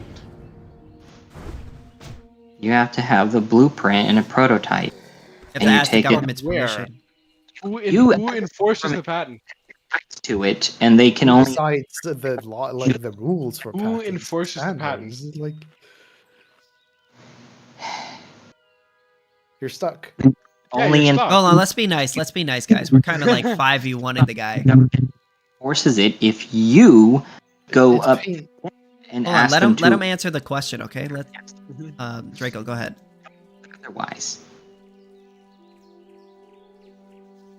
I didn't hear what he said. I didn't hear what you said. Could you say that again, Draco, please? So the person who creates the idea would voluntarily ask the government to protect their rights to that idea. If they don't do it, then the government doesn't protect the rights. It should not supposed to be automatic. It's something that means your property theory is based And- on the state. It depends on the requires next state. step, right? So, if somebody would this government only be able to enforce this intellectual property with other people who are voluntarily associated with this specific government? Well, yeah. Well, yeah. So then it's not a right. Damn. Our rights don't come from the government. Yeah. No. And objectivists don't believe that either. Yeah, no, they don't. Yeah, I know, but like, if the patent, if you believe intellectual property is a right, if you believe property is a right, but it requires the state for it to be a right, for it to have right to the idea, right? That means that your rights come from the state. No. It sure does. To protect your rights. Yeah, but that wasn't. Yeah, but you said specifically when it comes to this intellectual property, if two people have the exact same idea at the first time, whoever gets to the government first then is the one with the property claim. That means that it requires the state for the property claim to be legitimate.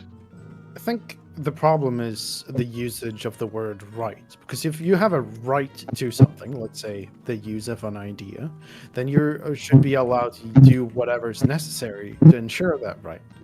Even if somebody else is associated with another government. But that goes against what you just said. No. I'll be right back. You said that if somebody associates with another government, you may, like, if they do not voluntarily associate with your government where you got your patent, you have no say in their use of ideas, right? Yeah. So if it's like another country, yeah, that's fine. Why? But then it's not a right. There's no property theory here. It's just like, it's whim worship. Each government can only protect the rights of the individuals within their jurisdiction. And that's it. Yep. They can't. But where rights come from and why you have that right is different from the enforcement of it. Yeah, but in this case, you have somebody in your jurisdiction whose right is being aggressed upon by a person in another jurisdiction. Right? It's not. No. If you have somebody in another government, like who's associated with another government, copying your idea, and you're not allowed to stop him, then it's not a right. It's no longer a right, by definition. That's like saying because different governments would have the same. If every government acted like your rights to life, liberty, pursuit of happiness. If you have a right to property, you're allowed to stop people from aggressing upon your property, no matter what, right? That's what a right entails. So if you have a right to an intellectual property claim, then it should follow that you have the right to protect it, even if that person is from another jurisdiction. If not, then you have a big old hole in your rights. And then it's not really a right, because it's not objective. It's posited by some government that is only applied for people who have associated with this government. How is America's government supposed to, fight against like something that's in like China? Maybe ask them. Copying it. Likely. Like if we it's much easier to assume an objectivist world order in this case, because then they would just ask, hey, this guy would just did the thing, he infringed my IP right, but then you could have this just. Hard to imagine a whole world government. Read Rothbard, brother. Yeah, bro, you got to read more Rothbard. Him and Ayn Rand got into a little bit of a fight. She kind of disrespected his wife. But what? Fucking Rothbard. Yeah. Rothbard speaks like pure, like he speaks subjectivist. You should If you read read Man, his work. Economy, and State. That's really good. Well, I don't. Or does. in this case, Do you it have would like be 60 ethics hours to literacy. spend? You can also watch Liquid Solo's video on IP law. Yeah. Yeah. Or you could watch this one guy. His name is KingSithis. He made a really, really awesome video on intellectual property. It's really good. But like, so if you read the Ethics of Liberty, he basically found the idea of property rights on a Aristotelian basis, basically an objectivist basis. So Who? like Rothbard. There Yeah, are what we Mr. call Lang- anarcho-objectivists, and Zulu is an anarcho-objectivist. Oh, Yeah, we would argue that Rothbard was an objectivist. His methodology was definitely objectivist. His circle was just was his friends were objectivists. So, some influence from it, but I don't know how exactly. I think he it exactly doesn't like. contradict objectivism, or at least objectivism as it should be on any point. Who was it that? Oh, that was Friedman. I'm thinking. Oh, David Friedman's a name cap. Wow. Kinda. I don't know. Let's talk about Milton. He's Because I was kinda. remembering Yeah, very. Sithis, did you see Zulu's video on David? Why he's not an ANCAP? Yeah. Yeah. Listen, I get what he's saying, but I feel like that's just respectfully. I feel like that's just him nitpicking him. Respectfully, like I don't think that's nitpicking. I think get. if you don't I believe get. in the legal theory, you don't believe in anarcho-capitalism. No, I understand that, but like I think it's good to have people like David Friedman, right? Yeah, Because- but like consequentialism is just, it's not compatible with non-aggression. Introducing poison. I think that no, I think that consequentialism is very good in convincing people. It's it's sure, not but bad. it won't convince people to anarcho-capitalism. It No. can, it can, Yeah, and I because then think you have David to Friedman draw- does a good job of that. Yeah, but then you have to draw people believing in something false to get to something, to believe something correct. Not necessarily. Exactly. Like Well, I you mean- can make consequentialist arguments for the NAP. Yeah, you can. You absolutely can. That's but the you have to easiest way to realize Well, I do think it. he makes that a lot the of good NAP arguments for free markets. That's why. Yeah, I know. You can absolutely make consequentialist argument for capitalism, the NAP, and stuff. But when you have to make sure, you have to realize that it's not based in consequentialism. No, I get meaning that. Yeah, I know. I get that. I agree But with David that. Friedman he doesn't view it like that. He doesn't believe in the NAP. I believe in the NAP very strongly. Yeah, I know. But David you know Friedman what? I'll doesn't- think. No, David Friedman does not believe in the NAP. There's a lot I disagree with him on, but I do think that there's a lot he can offer, bro. I think he's good. I like him. No, I mean the machinery of freedom is great, but like I still think his ideas. I think when you have Murray Rothbard and David Friedman just directly contradicting each other, I don't think that's really. I don't think that's a great thing. Yeah, I get you. I get you. I get you. I feel like people are too hard on him. I like David. I don't know. I saw David Friedman's critique of Rothbard, and when people critique Rothbard, I get really mad at them. No, I get that because his critiques of Rothbard are just not really good at all. Like, so I watched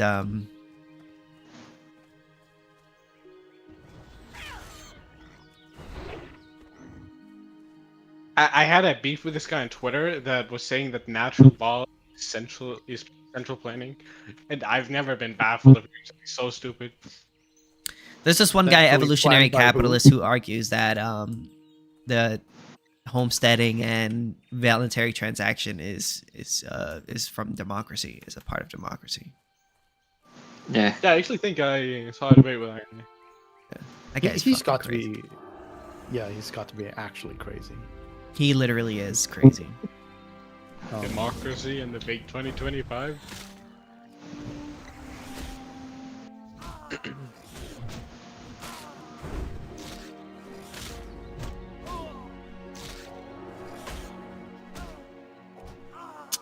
Fuck, bro, I died. Nope.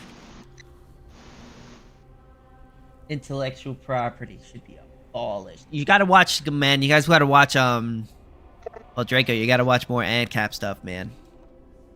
Yeah. More ANCAP Gotta stuff. start watching Sulu and you'll be convinced, right? Yeah. Start watching KingSithis.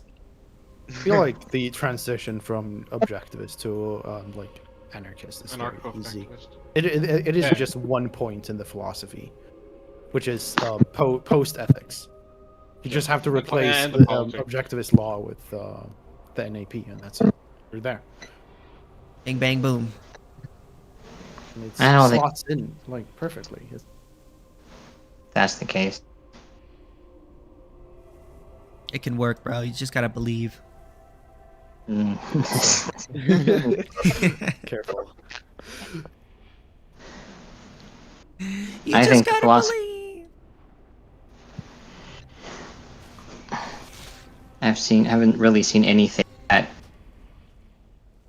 works better. You gotta watch Lucasula's video on for all, IP and the responding to the critics of anarcho-capitalism. I don't like It's a Zulu. long video. Nah, you gotta love Zulu. Zulu did nothing wrong. Yeah, exactly. I can't even say how many times I've debated about Zulu on Mental Swift Discord server because they are not very fond of him. I love Zulu. He tries I met him in Yeah. real Tries- life. You did? every time. Mhm. It's like I have a picture with he's him Awesome. and Praxben. What's Prax Damn. up to?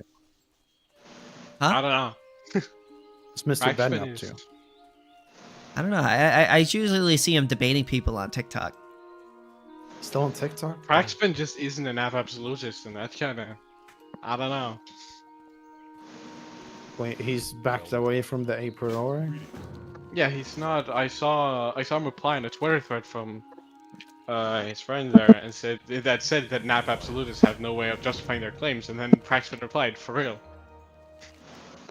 Fucking hell. What? That's kind of like a. Wow. What a fake Yeah, I know. ANCAP.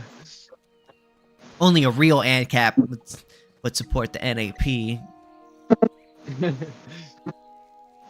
You know, with the whole like Twitter stuff about like nav absolutism, like I can't even say how many times I've seen like it's so professed Hoppians and people who claim to care about argumentation ethics to sit and say you should steal the ladder and the nap isn't absolute and being a violent Rags, just Ben. one case. Frags. Right, Ben.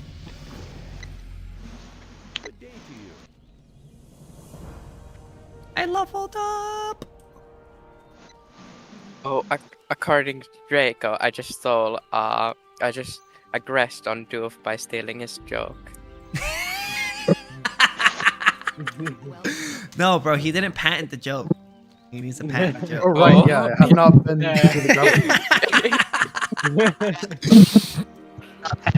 That's really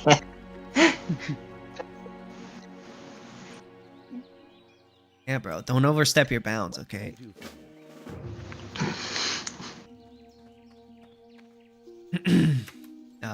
Isn't it great us ANCAPs coming together, hanging out? Yeah. I'm off for the next few days.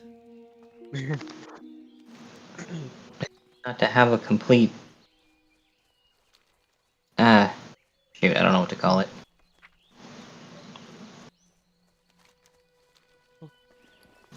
We gotta get all right. So now our next thing is we told what's his name? We gotta figure out get a bunch of ANCAPs together. Maybe not 20 of them exactly, but get a couple ANCAPs together and have like a debate night with 10 out of this. yeah. Yeah. You know, where we just ask them questions and stuff like that. I think that would be fun, wouldn't you think? Cool. Yeah. Yeah. You think you could get what's his name to join? Don McKenzie? Yeah, I can ask. Bet. Yeah, I think he's too cool for me.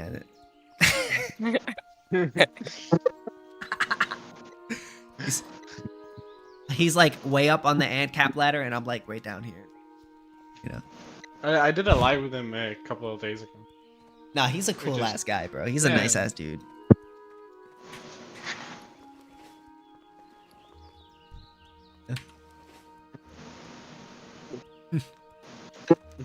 I'm gonna start spreading a bunch of yellow pill propaganda and see how far it goes. Our gold pill propaganda.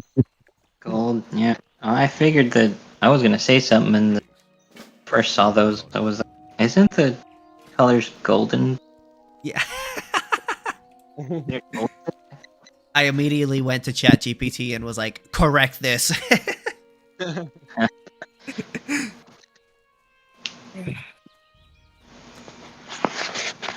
posted a picture today of Milton Friedman holding a gold pill. It's like, red pill or blue pill? Wrong question! Oh, it actually shows that I'm live on my my phone. Normally it doesn't. See that team I Oh, we're live? Yeah, Yeah. we've been live this whole time. goofball. Yeah, I was debating ThoughtBat, and then we're just hanging out. Do you have anything interesting to come with? Huh? Did he have anything interesting to come with? I mean, he stumped me on one thing, but it was like but on the I feel like he only really stumped me on the first argument, but everything else was all the other arguments that he was making, I think, didn't make any sense at all. Like I the think a What's lot your of them first were just argument? like questions that are just like hard to answer. It's not like I don't think any one of them like were like debunking anything. He was like going on hard on me on my my self-ownership video, and I don't think he like really understood it. Like, and then he was kind of like saying that, oh, what if a person who's a utilitarian, Draco, I think you're hot micing a little bit. Let's say that there's somebody who's a utilitarian and they think it's okay to take someone's heart out of their chest or something like that and give it to someone else. I was like, okay, well then they're excluding them from something that they don't own, so they're claiming ownership over it. And like, I don't know. think He the just kept problem arguing is with me about that. He's asserting utilitarian principles to be correct within the analogy, which just isn't. It's not possible when we're talking about self-ownership. So the question of self-ownership comes up with that you cannot really resolve a conflict, or like you cannot give up control over your own body. You cannot really resolve those conflicts. Right. Yeah. And I was arguing mainly in my video that the main reason why you have the right to exclude other people from your body is the fact that you own it. If you don't believe that you own your body, then that would mean that other people would have the right to use your body without your consent.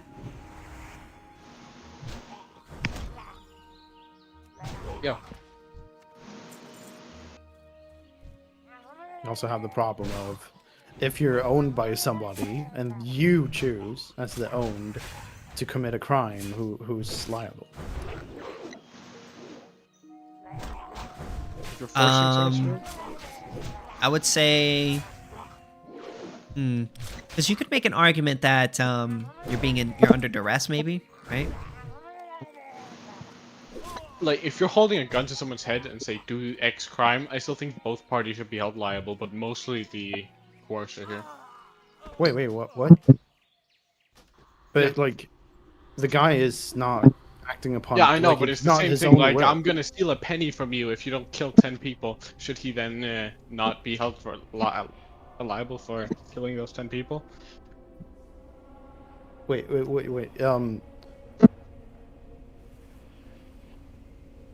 Because in theory, there's no difference between saying I'm gonna steal a penny from you or I'm gonna shoot you. Yeah, that is true. So if you say it is okay to steal a penny, then and then you could just like ratchet that up to like 10 people, 20 people, 30 people. You know what I'm saying? Yeah, It wouldn't make a exactly. difference. Because I think there's something very important here, is that aggression is binary in theory here.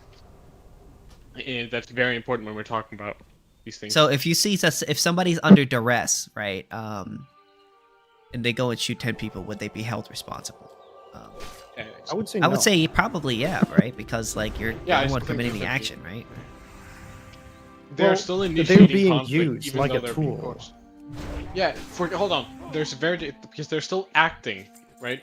They're just not doing it voluntarily. I think there's a very clear distinction here. For example, if someone takes direct control over my body and then does something, I would not be held liable. However, if someone says, I'm gonna hold a gun to your head, or you're going to kill these people, or I'm gonna shoot you, then you should still be held responsible for killing those people. That doesn't make sense. No, hold on. Let's say I say something. I'm gonna steal a penny from you if you don't kill these 10 people. Could he be held reliable for that? For which? For killing For the 10 killing people? those people. Yeah, I'm gonna steal a penny from you if you don't kill these people.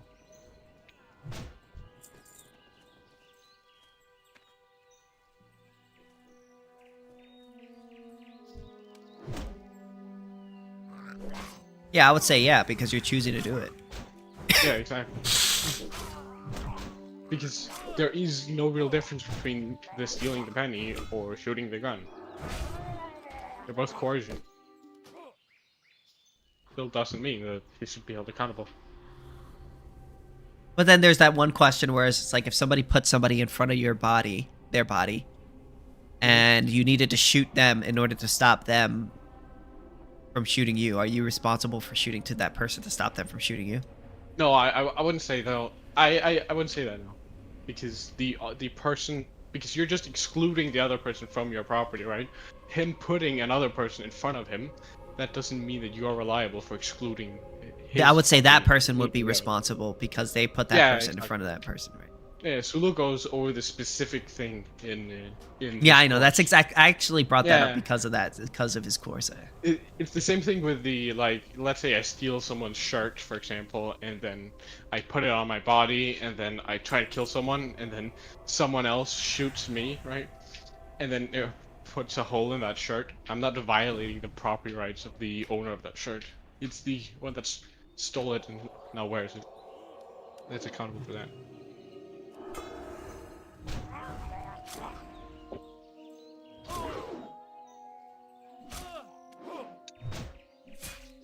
We need to be more apologetic. Steal a penny to save a world? Non-apologetic. Steal a penny to save a world? Fuck Yeah, no. exactly. Yeah, of course not. I'm just thinking, you're not initiating the conflict though. But you are. The other guy is. Yeah, sure, he's initiating conflict over you, but you're initiating conflict over them. Well, in the case of a penny, it is not your body, which is. That's irrelevant. You own that penny just as much as you own your body, right? That's the point. Well, fundamentally, like, you're choosing to steal from that person. And that choice resulted in the theft of the person. So you have to pay that person back. Like, you're responsible for that. Because, like, you have to be able to make that distinction. Either you're gonna bite the bullet and say that he shouldn't be held liable for killing 10 people because he's under duress of getting stolen a penny from him, or you're just gonna say that, or you're somehow gonna make a distinction between that stealing that penny or shooting that gun. Which I don't think it's possible within theory. No, because it's a binary. Yeah, exactly. Also, I got ThoughtBat to admit that he would support stealing a penny, not stealing a penny to save the world if the majority of people agreed that it would be wrong. Yeah. I mean, within, like, if everyone were ANCAPs, then that would be true, yeah. That's what we need to strive for. Yeah, exactly. We can just make ThoughtBat an ANCAP if everyone are ANCAPs.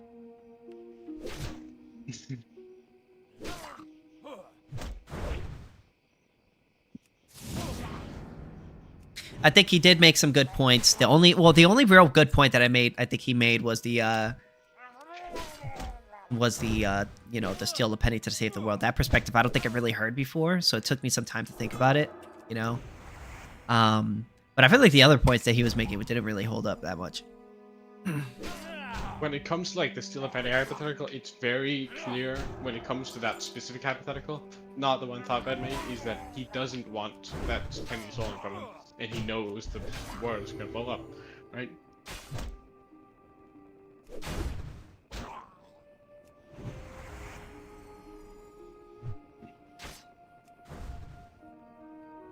Oh fuck, I'm gonna die. Yeah. Good thing I'm not playing hardcore. I do think it's important to bite bullets on these things, like, think that you wouldn't steal a penny to save the world. Yeah, maybe I should have bit the bullet right away. Yeah, but, like, his hypothetical was it's like, it's something I don't even, I'm not... It's not easy to They're bite the so- bullet on. Yeah, it's not even something that's like biting the bullet on. It's something that where you don't even know if biting the bullet is consistent. That's my thing. That was my thing. You know what I'm saying? Where I didn't know whether or not it was consistent or not. You know. So all I could say is, I don't, that's why at the end I was like, I don't know. Yeah, it's like it's something that it's like That's something we're gonna have to think about for a while. yeah. Ask Sulu. I don't know. Yeah. One thing that we can all agree on is that the government is ass. Yeah, of course. No, but my government would work totally. Trust me. Draco's Just government try. would work. Yeah. Yeah.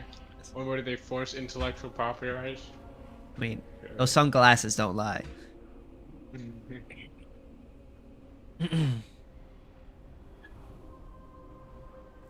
Oh yeah.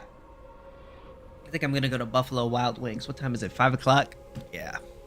Definitely get myself some Alright. Buffalo Wild Wings. So, yo guys, it was fun hanging out with you guys. You know, the debate will be on my live stream. I'm gonna see what I can do to. Are you guys down for it? Oh, Doof and Cap. I know you're down for it, but Doof, are you down to join the debate? You know, multiple people debating ThoughtBat thing. Not really. No. Okay. I've already heard ThoughtBat's arguments. I'm not very interested. I'll see if I can get some guys together and see if we can. All right, y'all. Have a good night, guys.